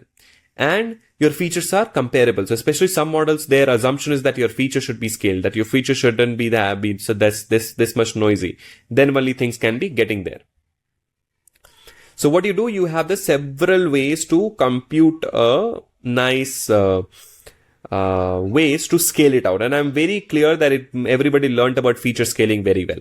For example, if in the training set, you have the tenure from 1 to 36 months. Okay. Then what it does, then production later has values of 120 months. So what it can do, your min-max scaling can make it between 0 to 1 because it made already 0 to 1. So sometimes your production value might see completely different than what it was in the training. But if you have the training values, it performs really well in the production as well. So that's why scaling, that won't bite you. You should be able to understand which algorithm is prone to that thing, and then you should be able to scale it up. Then we have another ways to transform our features. Binning converts a continuous features like income into categories like low, medium, high. So instead of having income like 30K, then 200K, then 600K, you create a bracket. So 0 to 30, low, 200 to 4. So you convert that thing into a categorical feature sort of thing. So this has actually big benefits to extreme values and easier to handle, which has an unseen ranges. Okay. That's one thing. One other thing which I want you to say that, let's say that I'll give you one example so that you understand this better. Let's say you have this income, which is in rupees. Then you have this quantile bin. Then you have this domain bin. So quantile 10K, 0 is low. Then domain bin is low. 30K, 1 mid, right? And 90K high. Now, let's say you ended up creating 50 tiny bins. For example, 0 to 5, very, very low. 5 to 10, all the way around. You create the 50 bins. So your model will overfit in that case. So do not end up creating over boundaries. Simple quantiles often suffice your whatever sufficient is there. It should be able to have this smallest quantiles. Then categorical features can explode or change quickly. Right? So if the set is small and rarely changes, something like gender, or the day of the week, one hot is fine. But if there are too many categories, new ones offer up a plan type, merchant ID. There can be multiple merchant ID. So use the top K plus and an unknown bracket or hashing. So what do I mean by top K, which is the top K? So let's say I will take one example so that you understand this. So plan type can be multiple. So plan type is in the telecom industry is one of the feature. So where new plans keep on launching every single month. So what you can do, you can keep the top 20 most common plan types with individual embeddings. So plan 1 to 1, plan 2 to 2, plan 3 to 3, only top 20. And then anything which comes beyond that, after 20, you'd write unknown. Or you hash it with say 1000. So you write unknown or 1000 over there itself. Top K, and be aware of the new categories. Anything goes beyond that 20, you'll put that unknown or something like that. So that's what it means. Categorical variables that really evolve. You either choose to hash, which you hash the thing, which is hash with some numbers, or you heavy long tail, which is a long thing. So you start to only the top 20, top K, top 20 kind of a popular features, rest of them as unknown. Feature crossing. So this latex did a little bit of issue. So what does this mean? This is actually... So feature crosses capture interactions. So what you do, you literally multiply stuff. So for example, feature interactions means that maybe marital status and number of children together can say more about churn risk than each alone. So what you do, for creating the new thing, you multiply your marital status with the number of children they have, whether these guys will purchase X thing or not. So they can tell more about it if you combine two variables, literally multiply with each other. But crosses can watch for explosion. That's why I said watch for explosion, because crosses can explode in size. So feature A, which has 100 values, which crossed with B, which is 100 values, it gives 10,000 categories. So if you have only have 5,000 rows, that is very sparse and overfits very easily. So watch out for explosion, which might come over there. Okay. So feature interaction is very simple. You literally multiply two variables and you keep on creating new features. See how it actually helps you in the final thing, but make sure that you watch for explosion, and overfitting risk might also happen. And so understand your business context and do it nicely. And that's where your GPT and all this comes in to help you take these decisions. And then we have leakages, the silent killer, Annapurna. So I'll tell you guys, I don't want to talk about such things, but one of my dream, which is completely out to the context, is I want to climb all the 8,000 meters mountains. I'm not kidding. At least at one point of my time, when I have a time when I am physically fit, I'm trying to do a lot of, of course I'm a powerlifter, but powerlifters are not good at cardios. So I want to climb Mount Everest, K2, Annapurna. So that's why leakage is, that's the silent killer. So the silent killer is very, very interesting, which is leakages means a feature uses information that would not be available at a prediction time. Correct? So let's say,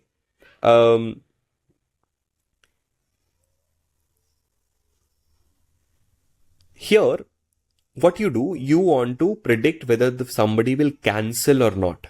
Whether somebody will cancel their churn thing or not. So what you eventually end up doing, you also give this cancel feature to the model. So model will cheat because it already saw it cancelled, so it will cheat. So offline matrix will look amazing, but in production, you cannot use that information. So while testing, leakly you include the information from Y label to your input itself, and model sees and cheats it.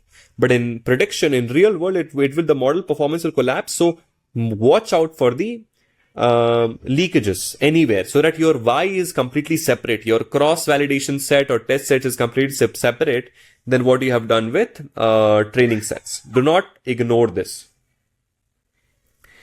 Leakages checks you run every time, which is you should have the checklist always, and you should implement this in your system. You should implement this in your document and document this out. Is prevent training on you train, validate, test by event time. So you prevent training on the future info as well. Okay. So by event time, first of all, train it, validate it and test it so that you should have a checklist of whatever you are doing. Then what you do, you should have a same transformation parity, which I was telling you in the first slide, that you should have a same code path and frozen stat. For example, you should normalize it if you normalize something in training or you transform some feature in training, whatever new thing should also be transformed and using the same thing. Then avoid using label of a current row, which is out of target encoding. Do not use the targeting which was involved. And delete suspicious features influence. So that's what we call as ablation test, which is drop suspicious features and tests. And then canary monitoring, which is continuously monitor your distribution and shifts after your deploy. Ultimately, your model is all giving a good 9, 10, 12, and all of a sudden it gets 1,000. So it should quickly alert you that, okay, model misbehaved at this time. So you should be able to go and investigate. So for example, I'll tell you one ablation example, which is days since last payment. So you should be able to drop that particular feature days since from the model and see if the performance changes. If the dropping it does not hurt, it's suspiciously correlated with label. So you should always do this ablation test. So what you should do, you should have this X1, X2, X3, X4, and then Y. Okay. You should do one thing. Whenever you train a model in the version 2, remove X1 and check the accuracy. Remove X2, then have X1 and check the accuracy. Remove X3, but have X1. You have doing anything. You'll be seeing that if, let's say X1 does not hurt the model performance, which means that it was actually potentially helping out. There were some leakages involved. It may not be direct leakage. It can be indirect leakages as well. Okay, so maybe it was leaking. So you do your ablation test very well. So time aware splits, transformation parity, out of fold encodings, ablation test, and continuously monitoring is a checklist which you should have. So when you're working on features, you're not only chasing your offline metrics like AUC curves, you're also checking, does performance improve on important slices? Correct? For example, India, mobile, new. So does it helps? Focus on robustness, and slices means that whether it's working on certain things or not, on certain slices which we optimized it for. Do not just check your AOC. Search it in real world. Are feature distributions healthier? So messiness, drift, prediction, distribution, all. And business matrix, does it remains our North Star? So business outcome is still the final judge, but the feature label matrix help you know if the changes are actually making the model safer and more robust.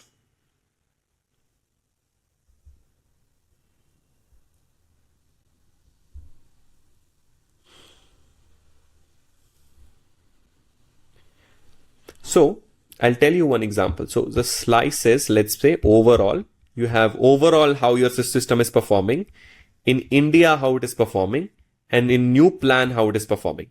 So your old recall was 0.80 overall, 0.16 India, and 0.14 new stuff. Then your new recall which comes in is 0.82, 0.75, 0.70. So overall it did not succeeded a lot. But if you talk about specific things, specific categories, like say system in India, system in X region, it increased drastically from 0.40 to 0.70, correct? 0.60 to 0.75. So it massively improved the key slices. So do not just think about overall, but also on specific slices, that's what slice performance, not just an overall thing. So here is one worked example, which is churn prediction. So suppose we are predicting churn for a subscription product. So your features can be income, which can be highly skewed because then you have tenure. It is a continue. You can convert this into bins. Plan type, they appear categorical. New plans keeps on appearing. Correct? So what you do, you can apply over here. Let's say you transform them or standardize them or something like that into, because the problem is they're highly skewed. So what you do, you simply transform them using or log transform or standardize, then backup bins after standardization if that doesn't works. Then what you do in the tenure, you standardize with the train sets, maybe also bin for crosses. And then what do you do with the plan type? Only the top 20 popular plan type, and after that, anything which comes is unknown. Okay. So there are several ways to do it. And then you can also apply crossing interaction variables, where you multiply one thing with another to make another thing, only after having enough data about it. So that's what one of the example with churn prediction. You should be able to build this whole pipeline. Search ranking. This is another example. This is another worked example. So for search ranking, early features can be simple. So number of shared words between query document and document. So start with simple overlaps, whether the title contains the full query or not. Correct? So let's say you have this query, which is iPhone 13 case. Your document title, your query comes in. Document title is protective case 13. Then you have another query, which is iPhone 13 case and iPhone black cover. So you create another variables. So shared words is just one, but in this case it is 2, and shared bin is 1 and 2, 2, 3. Okay. So you ended up creating more variables over here. So you collect more data so that your model knows and gets more patterns about it. So before you call a feature pipeline done, what is a definition of a done? So the first step is that same transform code for training and serving does not change. You should apply whatever you applied in training to serving as well. Scaling stats stored with version. Everything, whatever you do is always stored with version. Bin age is stored with version, whatever we have decided the bins. Encoder saved and loaded in production so that any new inputs, whatever the new in base, whatever it's seen in the training, it also sees in that. You have set up your dashboards and alerts there. If any transform changes, there is a backfill plan. You also have the rollback enabled so that anything happens, you can really roll back if new feature hurts the guardrails. So if any of them are missing, you're not done yet, man. So what are the common traps? So common traps is computing this mean or standard deviation on full data set each day. So what eventually ends up happening that you freeze the stats. You cannot recomputing normalization online. So what happens? You end up doing this leakages or unstable. What do? You take the mean for on the full data set. No, you take, if you have the missing value in the training set, you have this thing and then you just fix on the whole thing. You're taking something from your training and cross-validation set. So whenever you fill this thing, you just fill from the missing values in the training set, not from testing or cross-validation set, because it can actually leak your information from your testing and cross-validation set, and your thing can actually deviate other things as well. Then sometimes you put everything unknown. So unknown bucket for everything new. So if there are a lot of unknown brackets, so prefer hashing. So either top K plus hashing. So always have a top K plus hashing.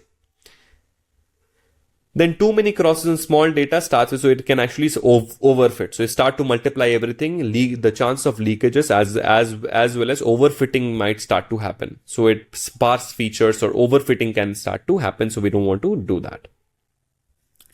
So this is it about, and there's a several activity which I want you to do, and you can do that into your text problem and send it out to me as well. Whatever we have discussed, this is a template which we usually going to use, and I'm gonna this is an homework which I want you to do.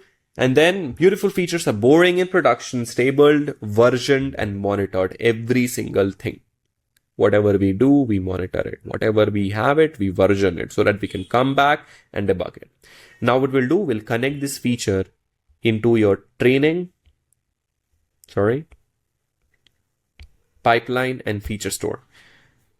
We'll learn about those feature store. Now you'll notice that MLOps is not about learning tools. MLOps is about practice.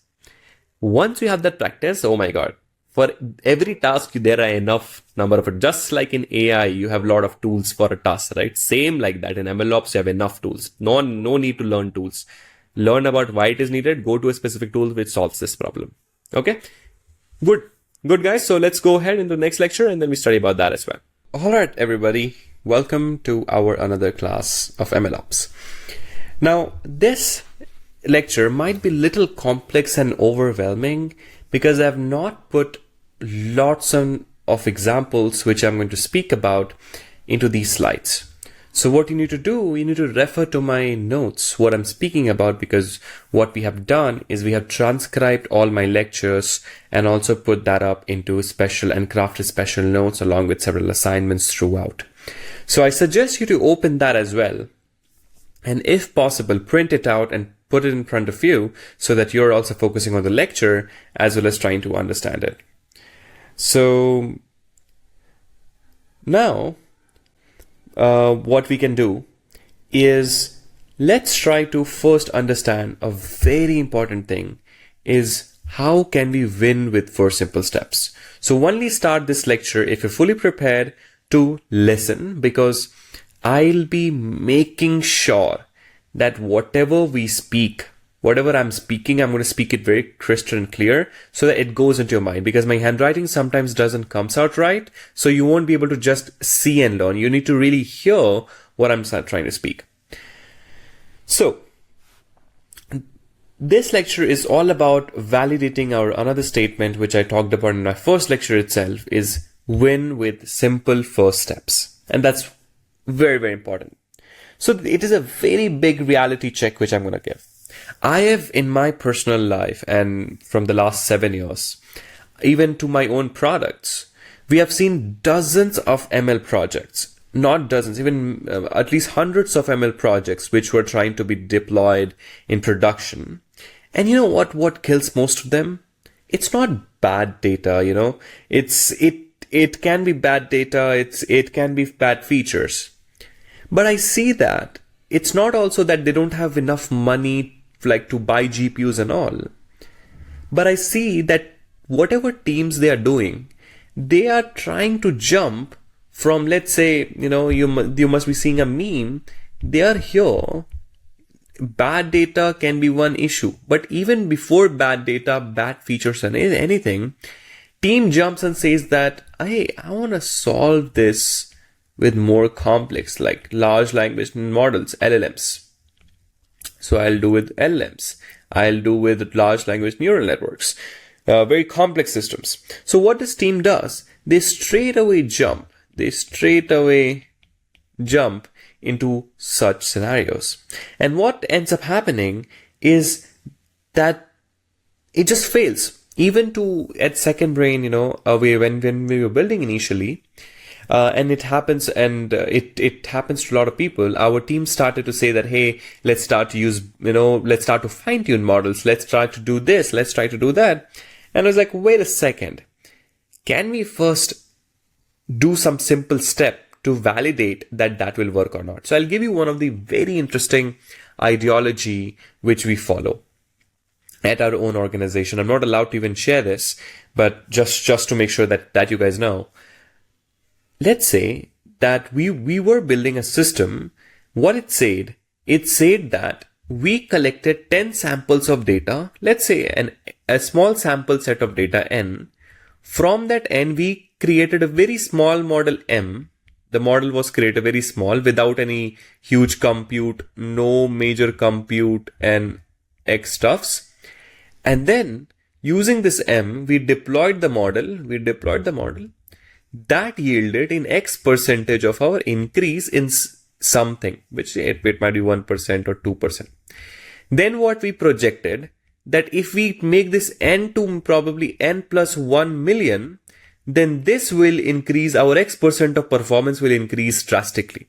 So for that, we need to have the right compute. We need to have the right stuffs, the right data and all. For that, we need money. So we'll go to the investors and say that, hey, listen, we have already proved it with all those matrix that, hey, it will work. There's no question of that it will not work. So we eliminated the risk whether it will work or not work. We eliminated that risk. Once that risk was eliminated, the investor was ready to pour in the money. Right? So that's why a lot of even startups do not get initial money, because they do not keep on eliminating the risks of the investors. So the same way, the best possible way to eliminate major risks is to start with the very simple steps. So, and I'm not kidding. Here we spent our lot of time in designing this system from n to x% increase, which was not too much, but it already gave us around 80 to 90% of the value from our first working pipeline, because from our first simple model, because we knew that it will work. That means that you've already achieved 90% of your work, right? Now you just need to add more data to make it 100%. Right. So your first model should be super simple. It shouldn't be that, you deploy large language models, you deploy neural networks, you deploy X number of things. Absolutely not. Take it simple. Take it very, very simple. Start with something, show that it will work out. And I will say I'm taking the name of whether it will work out or not. What it will mean, we'll study throughout this lecture. What does work out and doesn't work out means? So I'll take one example. In any of your relationship, if the compatibility is not there, very simple stuff. We complicate things, even in a lot of relationships, right? So if you understand even from a human context, we unnecessarily complicate things rather than to simplify things out. So if it is simple, if it is low maintenance, it will work out. First, let's see if it works out or not. And then if it works out, then let's pour in the efforts more. So let's give you some examples. Of course, I've taken some wrong examples in this case, but let's take first example of actual machine learning models. And what I'm going to do, I'm going to take a nice blank page so that you all can actually see. First example is, let's say you want to build a platform. What it does, it's an e-commerce platform. And what it does, it is a search ranking. So if anybody searches any product, it should be able to rank the products accordingly. So company had zero AI and machine learning. So what they were doing, what the company was doing, let's say it was an Amazon in 90s. And what the company was doing, whatever the new product which was coming, it was not ranking based on the user request. It was ranking based on the newest first. So whatever newest product was launched, it was ranking at the top. That's it. That was the ultimate thing. Then what they did, their first machine learning model, which was there, they deployed a logistic regression model. So they deployed a logistic regression model. And what the model taken as an input, the first was click-through rate, price of that particular thing, review count, and so on, right? Then, is it a newest as a feature or not? Basically, whether it is a 0 or 1 sort of thing. Then what they did, they spent the next 6 months trying to build that deep learning models. So via this, they saw an X percentage of increase in their better rankings because they trained a logistic regression model, which were decently able to, using these CTR, price, review count, and newest, they were able to increase the X percentage of the improved conversion. So let's say 12% of the conversion was improved by using a logistic regression model. And then what they did, they spent their next 6 months, because they thought, okay, I have already been there at 12%. Now they spent their next 6 months on what? They trained a very complex deep learning models. What happened, that they spent some X days into building this, which helped them to go to 12% conversion. But when they spend their 6 months on deep learning, they get 1.5% additional from that 12%, 12 plus 1.5. Now, overall 13.5. In some days you get 12%. In months, in half of the year, you get 13.5.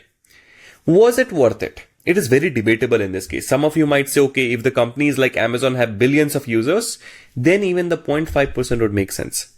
But the company was not billions of users. The company was just few thousands of users. So it also depends on the business context. If you're happy with this, please go ahead and be there. Start with the simplest model first, right? Do not try to have very complex structures. It also depends on the business structure of how much complexity you can take. I'll take another example of content moderation.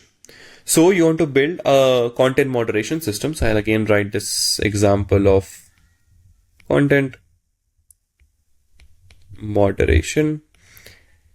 So social media company, they had a team of 50 moderators. So they had a team of 50 moderators who were manually reviewing every post. So whatever, let's say on Instagram, okay, it is being manually reviewed by the set of 50 moderators. So what they did, their first machine learning model was naive Bayes. So basically they trained a simple model, which was naive Bayes model. And what they did, they actually tagged this like, is it contains flagged words? Does it account has a past violations? So the number of features was past violations, flagged words, then you have account age. Is it a new account posting bad stuff? Is it any banned themes from the platform and all that? So these were the input features. So accuracy was that they were at least out of this, they were able to achieve like 78% accuracy. What does it meant? 76, almost 60 to 70% of the cases, this algorithm was able to say that whether this post was a good or not. Only rest 30 to 40% was reviewed by humans. So in this case, naive Bayes focused on this algorithm focused on the obvious post which looked like a bad post. But the hard ones were given to the humans in this case. So then also naive Bayes got trained even the hard ones over the period of a data sample, like the way we can use the data for the training, as you have understood from the previous lectures. So here it automated 60 to 70% of the task. They improved overall thing by 60 to 70% and easiness of their moderators. Instead of 50 moderators, they just have now 5 moderators reviewing the hard ones. Then they said that, okay, I wanted to jump straight to BERT, which is BERT, right? Which is another large language model. So I said no. And I said, hey, listen, why do you want to jump to BERT right now? You do not even have the proper data pipeline yet. They had mislabeled examples. Let's create the proper data pipeline. Correct. Let's use naive Bayes model for the next 1 year, and let's use these 5 moderators to continuously improve on the data, which is come to continuously label the hard ones and keep on reviewing these naive Bayes results. And then ultimately you will be having enough data so that model can be trained. So it's very, very important for anybody in the world to actually have a simple first. Do not get to the complex yet. Understand the meaningness to BERT requires huge amount of data to get trained. So there was one fintech startup who wanted to predict who defaults on loans. So what they did, they literally sketched a 10-layer neural network in their first meeting.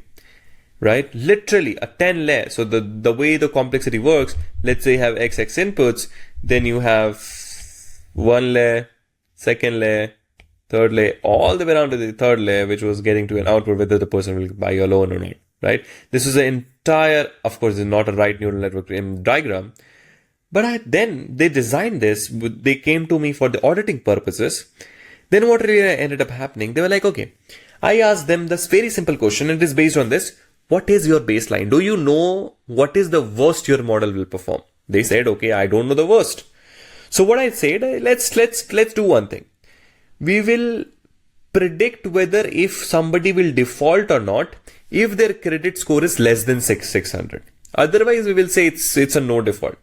What happened that with that simple score of just looking at their credit score and giving the rule, your accuracy was 71%. Then what they did, they actually introduced logistic regression with 8 features, including that credit cutoff rule. The accuracy increase was 79%, where they used logistic regression to improve the accuracy. What they did, they shipped in just 3 weeks. Now, if they were to build this entire neural networks, you don't have enough data. Neural networks are very sensitive to data. If you don't have the right data, if you have data has a lot of problems which you have seen. If any of the thing comes in, you won't be able to build it. It will take months to build it. The key point is that we should be able to simple first ship it, measure it, and then optimize it. That's it. You cannot optimize what you have not shipped. I always tell this word. You cannot optimize what you have never ever shipped. So keep it simple, get the infrastructure right for the first launch, and then eventually go ahead and launch it, right? So what I say, first build, which is simple, then ship, see how it performs, which is measure, and what based on the measurements you optimize. So people would be already using it. You're just optimizing on what people using it. And that's what also we used to get a lot of advice. At least do start the work, man. If you don't even search for the right thing, you won't be able to do it rightly. So that's what we mean by, that's what this whole lecture will be about. What is workout, right? So our first goal is, today we are going to learn our critical skills. So let me be specific about what I mean each by each. So the first one is start with the simple baseline function. Now, baseline model, with the what does it mean? It's like, oh, this is just 100 line function is simple. I mean pretty simple, like one line of code simple. We'll start with super simple. For example, image classification. Image classification, let's say we want to we want to build a baseline for it. How we will build? Predict the majority class for everything. Let's say if we have any dogs photos only, we'll just predict everybody's a dog. We'll get a good accuracy there itself, 70-80%. So that baseline will tell us that at least, okay, we will ship it and then we'll optimize. That's the worst which we can go. Think of it like that. That's their starting point. Now let's keep on optimizing based on the issues which we keep on seeing. For example, let's say that you want to do a sentiment analysis of a particular sentence. So what you do, you count the positive words minus the negative words, and that's your baseline. So if you cannot explain your baseline to one single sentence, it's not simple enough. Create a baseline. Even predicting something random will give you a good accuracy at some point. Then what we will do, we will turn our existing heuristics into features. So every product already has rules. Maybe they are in the code, maybe they are in someone's head. What you do, you particularly use them. So let's say there is an existing rule. So let's say example from a job board, right? So recommend jobs within 50 kilometers of a user location. So there's one company who actually suggests you some jobs, right? So there are existing heuristics. You can say that, okay, nearby. So what it will do, it will recommend jobs within the user location by just asking the user's location, right? So what you do, you turn that particular recommend jobs within particular user location, you turn that into a feature. For example, distance kilometer as a feature itself. Then there's another existing rule in the business context. The business context, boost jobs posted in last 7 days. So you can convert that boost jobs posted in the last 7 days into an existing feature. For example, days since posted. So location, if it is a less location, then it will be recommended. It will be acting like a feature. If it is a latest post, it will be converted into feature. Then let's say if what the company does, if any company has a 4.5 plus rating, it recommends that. So what you do, you have company rating as a feature itself. So what you do, you convert existing heuristics into features which you want to go ahead with. So you are particularly, if you understand, you're talking to the domain knowledge guy and asking him what qualifies. For example, you want to build a system which qualifies whether a student will get a job or not, or basically hiring solution, AI hiring, wherein AI takes a look at the resume and then goes ahead. So what you do, you go to expert resume and HR of that particular company, ask a set of questions and convert those questions into a features which can be fed into an AI model so that it can build up a rule to pass or not pass. So that's why domain knowledge is very important into this space. Avoid premature complexity. We will come to that. What does it mean? It really means let's use transformer now because transformers are hot right now. Let's assemble 5 models on day 1. Let's build a custom architecture. Let's do a hyperparameter tuning with 1000 trials. These are all premature. It is not mature enough to be there, right? Now what's not premature? Let's make sure our data pipeline does not have duplicates. Let's verify we can actually serve predictions in under 1100 milliseconds. Let's check if our features look the same in the training and production. These are the necessary and not premature thing. Then measure training serving skew so that the inputs get the same score, which is I told you right now, so that your thing gets same both the ways.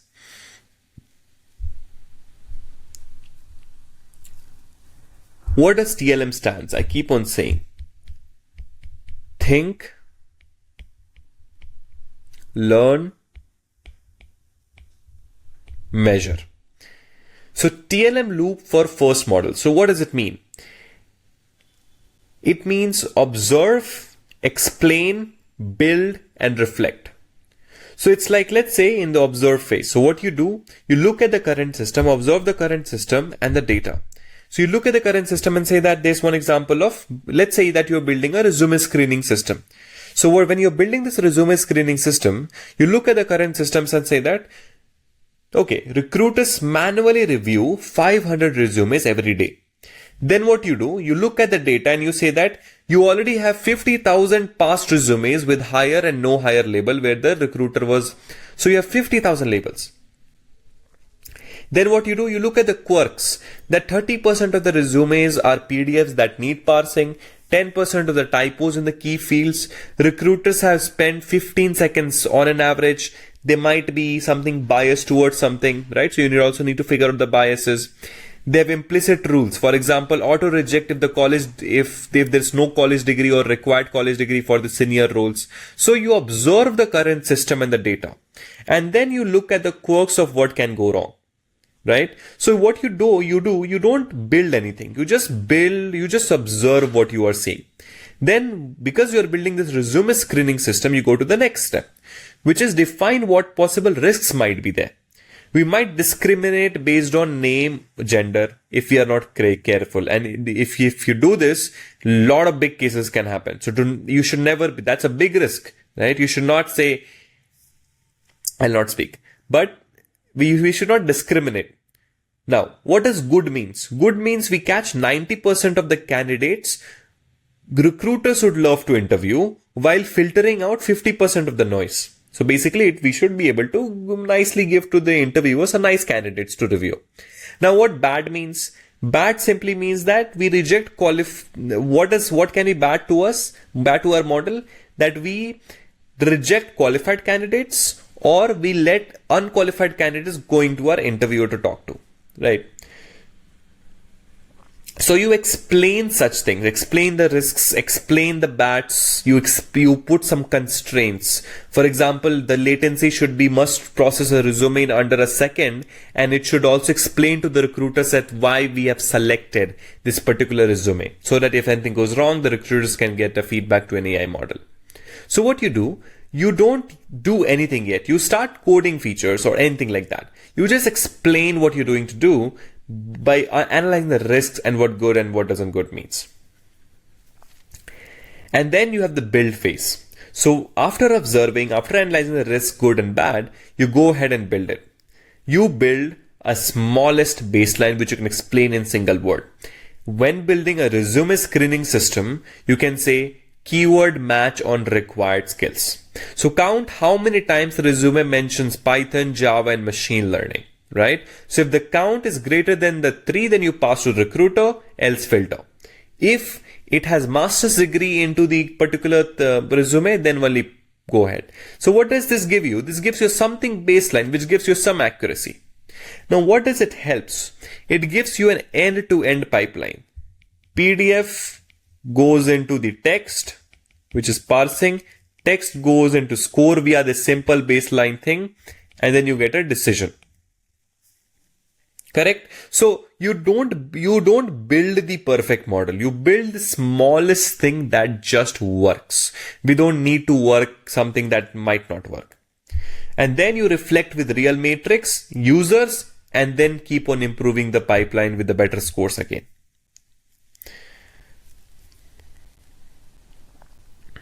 Okay. Now, we have another example which you can see from which is fraud detection. Now, fraud detection, what does it mean? You observe, let's say you want to build a fraud detection system. So you observe that currently we are using the rule that flag if any transaction is more than $1,000. That's where we are saying that, okay, it might be a fraud. Then we explain, for example, too many false positives. What is going wrong? That rich people we are letting rich people go. Basically, we are not giving loans to we are dissatisfying rich people, but we are missing small frauds. So we are able to explain stuff, what is good, what is bad. Then what you do, you build the simplest baseline, which is logistic regression with amount, which is merchant type and the time of the day, right?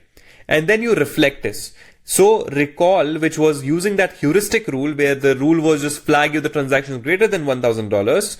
It improved from 20 percentages to 55 percentages, but precision was still low. So you improve on top of it. So it's continuously you're trying to improve and iterate, but still you're not trying to do anything big stuff. So every time you go ahead, it's always about finding the right thing at the right point of time. Then what you do, your baseline is your reference point. So anywhere you should have a reference point. That is your baseline, which you'll always refer to improve upon. Correct? Every time you have a reference point. So whenever you do something next, you must beat the accuracy of your baseline. Now you have this here. Now whenever you improve on top of it, you should be able to beat at least the accuracy of this as well as the accuracy of the second baseline which you have created. So if you cannot beat a very, very stupid, simple thing, your fancy model, whatever you're using, will not be worth it. So for example, I give you a very simple example that you want to build a simple email spam detection system. So what you do, the current rule might be you observe and then you say to the people, okay, your current rule is block if the sender is on blacklist, otherwise allow everything. So precision is that 100%. When we block, we are always right, which is baseline says precision is 100%. When we block, we are always right. But recall here is we only catch 50% of actual spam. Maybe I'm not blacklisted, but just I'm able to catch 15% of it. Now, false positive rate would be that never block a good email. We are never blocking the good email. So that's the measurement of the baseline. So your precision while building it is 100. Recall is 15. And false positive rate where we are not removing any good email is 0%. So this is your baseline measurement. So your model must beat this. Your whatever new you're going to work, it should improve here, the recall. So what do? You simply make a simple spam detection system that works. Now we go to another example. Let's say you want to build a customer churn prediction system. Let's say 5% of the customer churns each month, that's your data. So what you do is just 5% out of 100%, just 5%. So what do? You simply say predict no churn for everybody. Okay.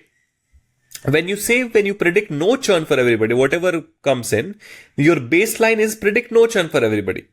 So your accuracy is 95% because only 5% is people who are churning, right? So you can be wrong at 5%, but 95% of the time people are not churning. So your accuracy is 95%. So see how misleading it can be, right? Recall on churners, which is 0%, because we never catch anybody who will churn, because we are saying just say no churn to everybody. It is just 5%, right? But the precision, we cannot do anything with it. So basically, it shows you that accuracy is a terrible metric here, because we say only 5% of the user churns, right, based on the data. So you just say that, okay, we have got 95% accuracy. But does it explain well? Of course not. It forces you to focus. So because it is a minority class, you focus on the improvement of the recall rather than just the accuracy. So here we are doing nothing. We are saying, hey, it will churn only. Sorry, it will not churn. We're assuming it will not churn. So we focus on the recall part of it. So what you should do, your model first predict churn for 10% of the users and catch 40% of the actual churners. And that's 40% recall, which is massive improvement. So you come from 0% to 40%. So that can be one of the examples of building a simple baseline. So you start off with something and you know where to improve. Here you need to improve the recall. Here you need to improve the recall. You can see how accuracy can be terrible metric here. So that's why baseline definition is very, very important. Same goes with another example of house price predictions, content recommendation. So in house price prediction, what you do, you're predicting house price in a city. So the baseline can be predict a particular mean for every house. So your mean absolute error can be $120,000. Then you have another baseline option where you mean price by neighborhood. So whatever the neighborhood goes in. So what do? You pick up the best baseline, and then what you do, you simply go ahead and then try to build a model that actually have a less MAE, which is mean absolute error or mean square error.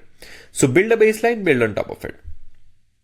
Which is baseline gives a trustworthy behavior. Like in this case, we cannot rely on accuracy. In this case, we cannot rely on precision, right? So trustworthy behavior and matrix, which you should be focusing on.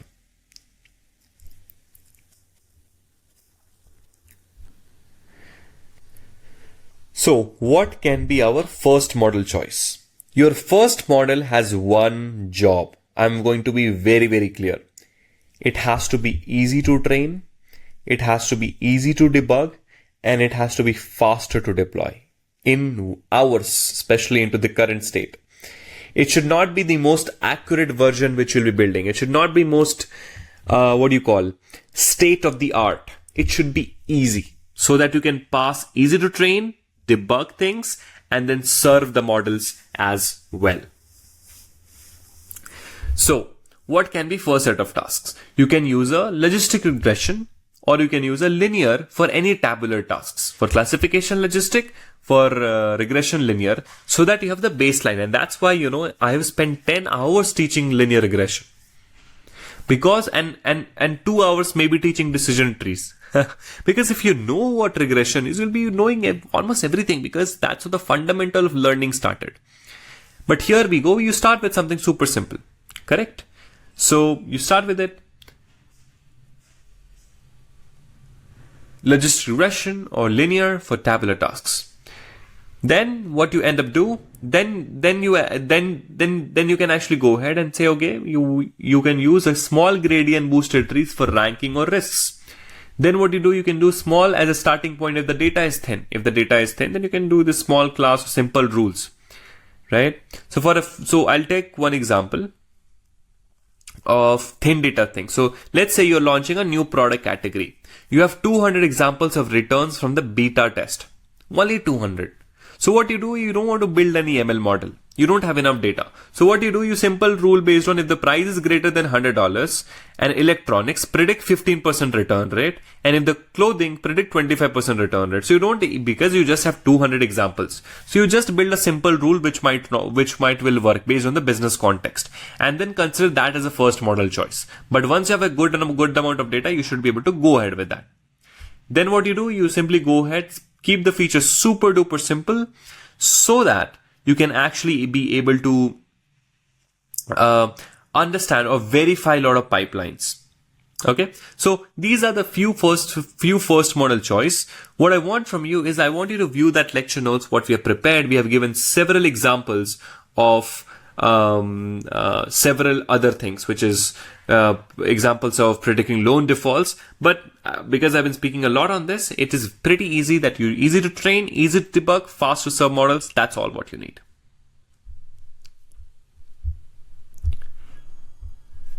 Infrastructure before cleverness. Very few people know about it. And this is the slide that will save you months of pain, because most teams get there backwards. They spend forever tuning their model to be 2% more accurate, but they cannot even get their data pipeline running without crashing it out. And what does it means? That let's say that there is an e-commerce company building a recommendation model. Now they had 10 million user sessions in their data warehouse. What they did, the training script was loading only 50,000 rows. Why? Because there was a small bug in the SQL query, right? And they trained the model for 3 weeks on this particular 50,000 because they had 10 millions. So model performed terribly in the production because they had a small leakage in the problem. So what I suggest, train a simple X, deploy it, and make sure there is no. So focus on building the right infrastructure. Define good and bad. Integrate the model into app, live or pre-computed. See how it is working, where it can be fixed. So do not think about forever in tuning the model. Fix your good and bad. Integrate the model into live and pre-computed stuffs. And that's all what you need. And only tune after the integration works, that you feel no errors are there, at least infrastructure wise, if that makes sense to you guys.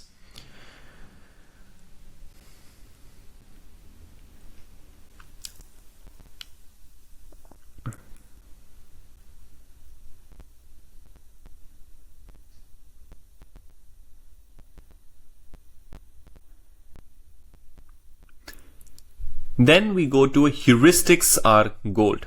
Now, what does heuristics are gold means? Almost every product team has rough rules, as I was telling, that in the first slide itself, that which users are clearly spammy, which transactions are clearly safe, how does recruiter evaluate a particular candidate. They have some set of rules. Try to incorporate that rule, at least as a feature, not as a product, whole model, but at least as a feature.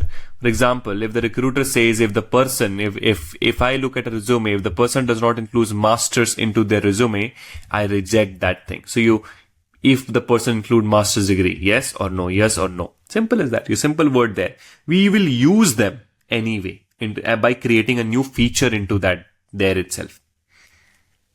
So this is one example. Another one is use rules to smooth ML transition, keep domain intuition. So you should be that the way I was able to smoothly do it. For example, let's say always block blacklisted sender domain. Correct. So you can add a heuristic store. Correct. So if the email contains a lot of negative words, that's how a expert guy would be able to say that this email is wrong. Right. So you ask the domain experts, whoever, and even you think about it. So the rule is almost always right. Use it as a hard pre-filler. If the rule is decent, but not perfect, you can convert its output into a feature and let the model learn when to trust us. So for example, when I say when the rule is always right, for example, if the customer has blacklisted a particular customer, that's a rule. He does not want to receive that email. That's always right.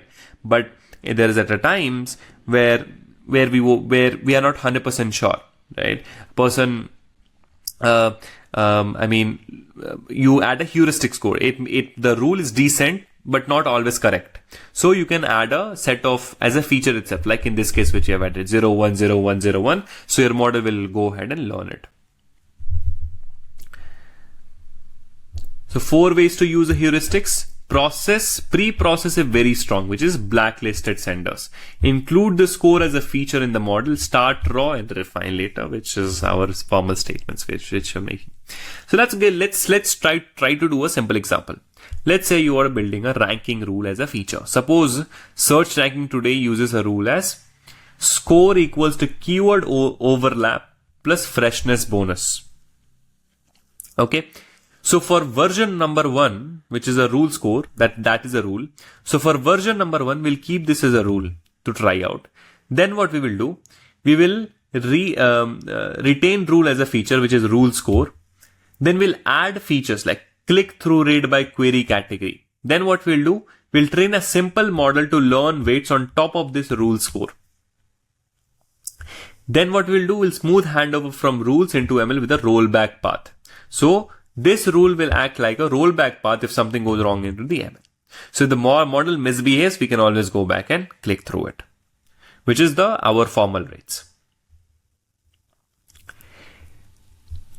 Now, when we talk about the premature complexity as I was saying in the first session, learning goals itself is the biggest enemy. That you try to follow the trend. For example, let's use transformer because transformer seems hot now. Let's use deep neural networks so that you should be able to do stuff very well. Or complex ensemblings at the start. Don't do that. You won't be able to know that where do I start. Always start with this very simple model with clean matrix, the baseline which you're talking, stable serving so that nothing breaks in the production, and then keep on iterating and fixing it every single time. And have a neutral first launch. Now, so for some teams, your first launch is not meant to beat current matrix by 20%. It is meant to say that this system works. I was telling you an example of second brain that this system works. Now let's iterate and keep on improving. Show that scores are stable. We are not freaking things out in the production. And then build the confidence between the data and the business team. So that's why I said investors loved it when we said that it will work. We just need to put money. There's no question it will not work. Right? And then we have another one, which is model give different scores for same input offline versus online. That's what skewness means. So different pre-processing code. For example, what it's seen in training sees completely different in production. For example, the input which it has to receive between 0 to 1, which is got trained in between 0 to 1, it got in the 1000. So we forgot some pre-processing thing. So there's a missing features. We have the wrong model file. We have different feature logic. And this is very, very common in production. Very common. So it's very dangerous because it kills the trust that you instantly think that it doesn't works. It actually works like a charm. So there are certain tests which we do before for checking those things, which is golden inputs test, which is send stored test examples through both parts so that you fix examples get identical stores in the train and serve so that you can see that both uses the same thing. So golden input test. Then you have the feature parity. Compare your mean, standard deviations or histograms both offline or online. Then you use the same pre-processing method. Reuse the scaling bin ages what you have done in training and serving. And then do not change it. Do not retrain something in while serving. Then you have the deterministic check, which is confirm model file, version matches and training logs, which is another examples. And it is very common, which we have talked a lot in our previous sessions as well. Now there can be a skew from pre-processing. So in training, you standardize tenure using train, mean and variance. And then what you do, the engineer who was serving recomputes mean and variance on live data every hour. Technically, what you'd standardize in training was in the existing data, but the guy is doing the same thing, which is mean and variance only. You might be thinking that's okay, but the guy is doing something on live traffic. So of course you'll get a different results. So what you do, whatever you use as a stats while training, if something missing value comes in, do not recompute stuff. Use the same thing into the serving itself until you're able to retrain, but log this thing. Log your live traffic stuff, but then retrain it. So that's what in serving the engineer will compute different. So the model sees standardized values. That is not what it was trained on. So what you do, you fix training mean and variance as part of the model artifacts. And that's what the word artifacts comes into the play. Very, very important. So let's say that you trained a model M, and then whenever you used to fill the data, you filled with mean, standard deviations. While serving, you use these artifacts, not new ones. Use the same artifacts while predictions, if any missing values comes into play. I hope that makes sense. So that's what artifact means. A lot of people confuse artifacts is nothing but whatever model which we produce or trained on, and not a proper definition I want to give to the artifact. People have a different. And I was working in a company like Artifact in 2020 for building large-scale customer organization systems. So another mistake which I see in the data pipeline or the model, suppose you're building a ranking model for content. So the pipeline only keeps recent items and delete older items. So the model then sees mostly items that got some interaction. It never sees the very bad content the users ignored. So what it did, it seed the people what people liked, but never the one what. So we say, no, look at what good it is. So we were building ML systems. So we said, okay, we will find all the chats which are extremely good in sales. So one of our guys stood up and said that, okay, the model will see everything good.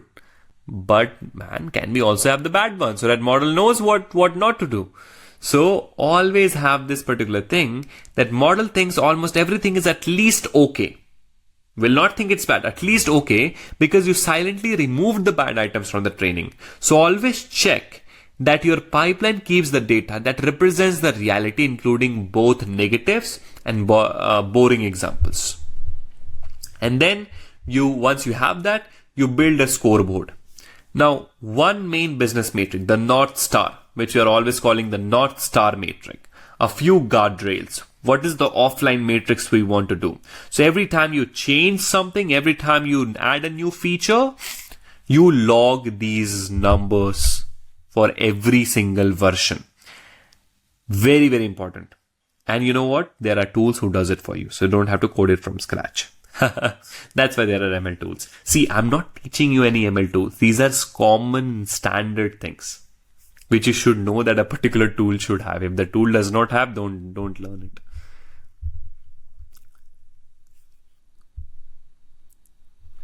So put the baseline production and start logging data in matrix. Then train a simple model using that data what you have logged, including baseline scores as features if possible, like heuristics which you talked about.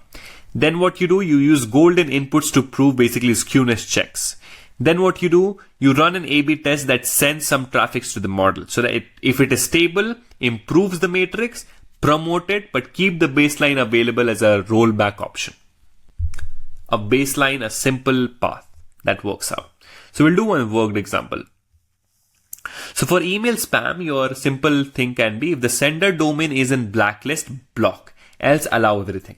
Okay, that's your baseline. So that acts like a rollback path. Baseline that anything goes wrong in the model will come back to this. That gives some baseline score ladder.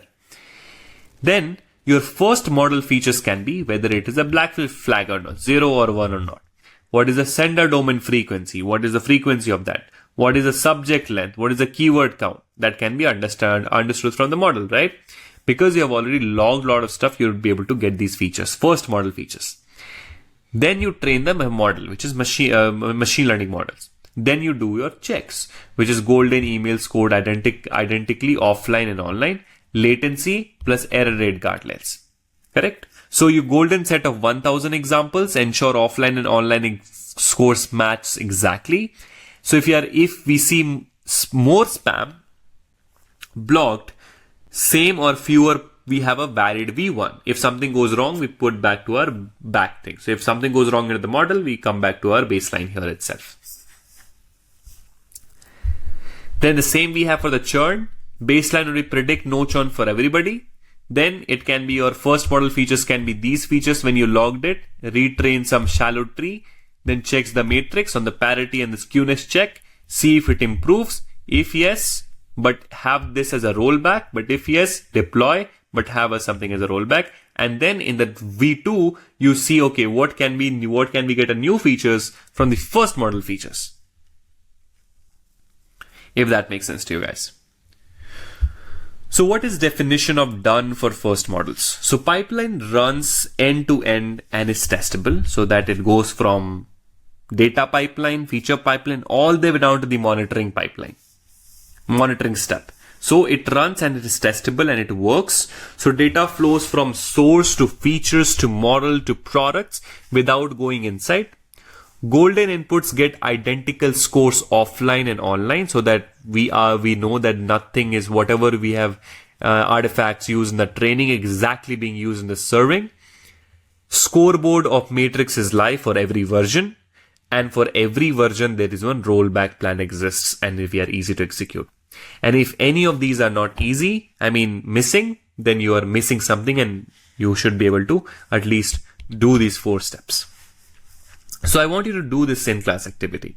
Pair up, choose one product, write a baseline rule that numbers to track, take any domain you're in, list 2 heuristics and how to turn that into a simple feature, write in a simple plain English and convert this smoothly into the ML features. Name your first model in the features, describe 2 training services and share a go for V1 plan. This is a template which we will use for coding it out things, and this is your homework if you want to do. So basically, it is nothing new we have learned. frankly speaking. We are just trying to standardize and learn one single concept every single lectures, because that will build your very, very interesting aspects. So in the next session, what we will do is we will try to learn a little bit, go ahead and learn about the next thing, that how do we connect this to our model. So from this section, you only need to remember 4 things. Start simple. You use baseline. Use existing rules as a bridge into ML. Don't create new stuff. Prove, train, and serve parity with golden input so that you don't change what you have done in artifact. Artifacts are same. Then you keep your baseline around as a safety net. Something goes wrong. So you slowly we are going ahead. So right now we learned about simple steps. Now we'll go ahead and learn about how do we monitor, deploy. There are a lot of things left. We are just in I think 4th or 5th lecture. So let's go on to the next one and then learn about it.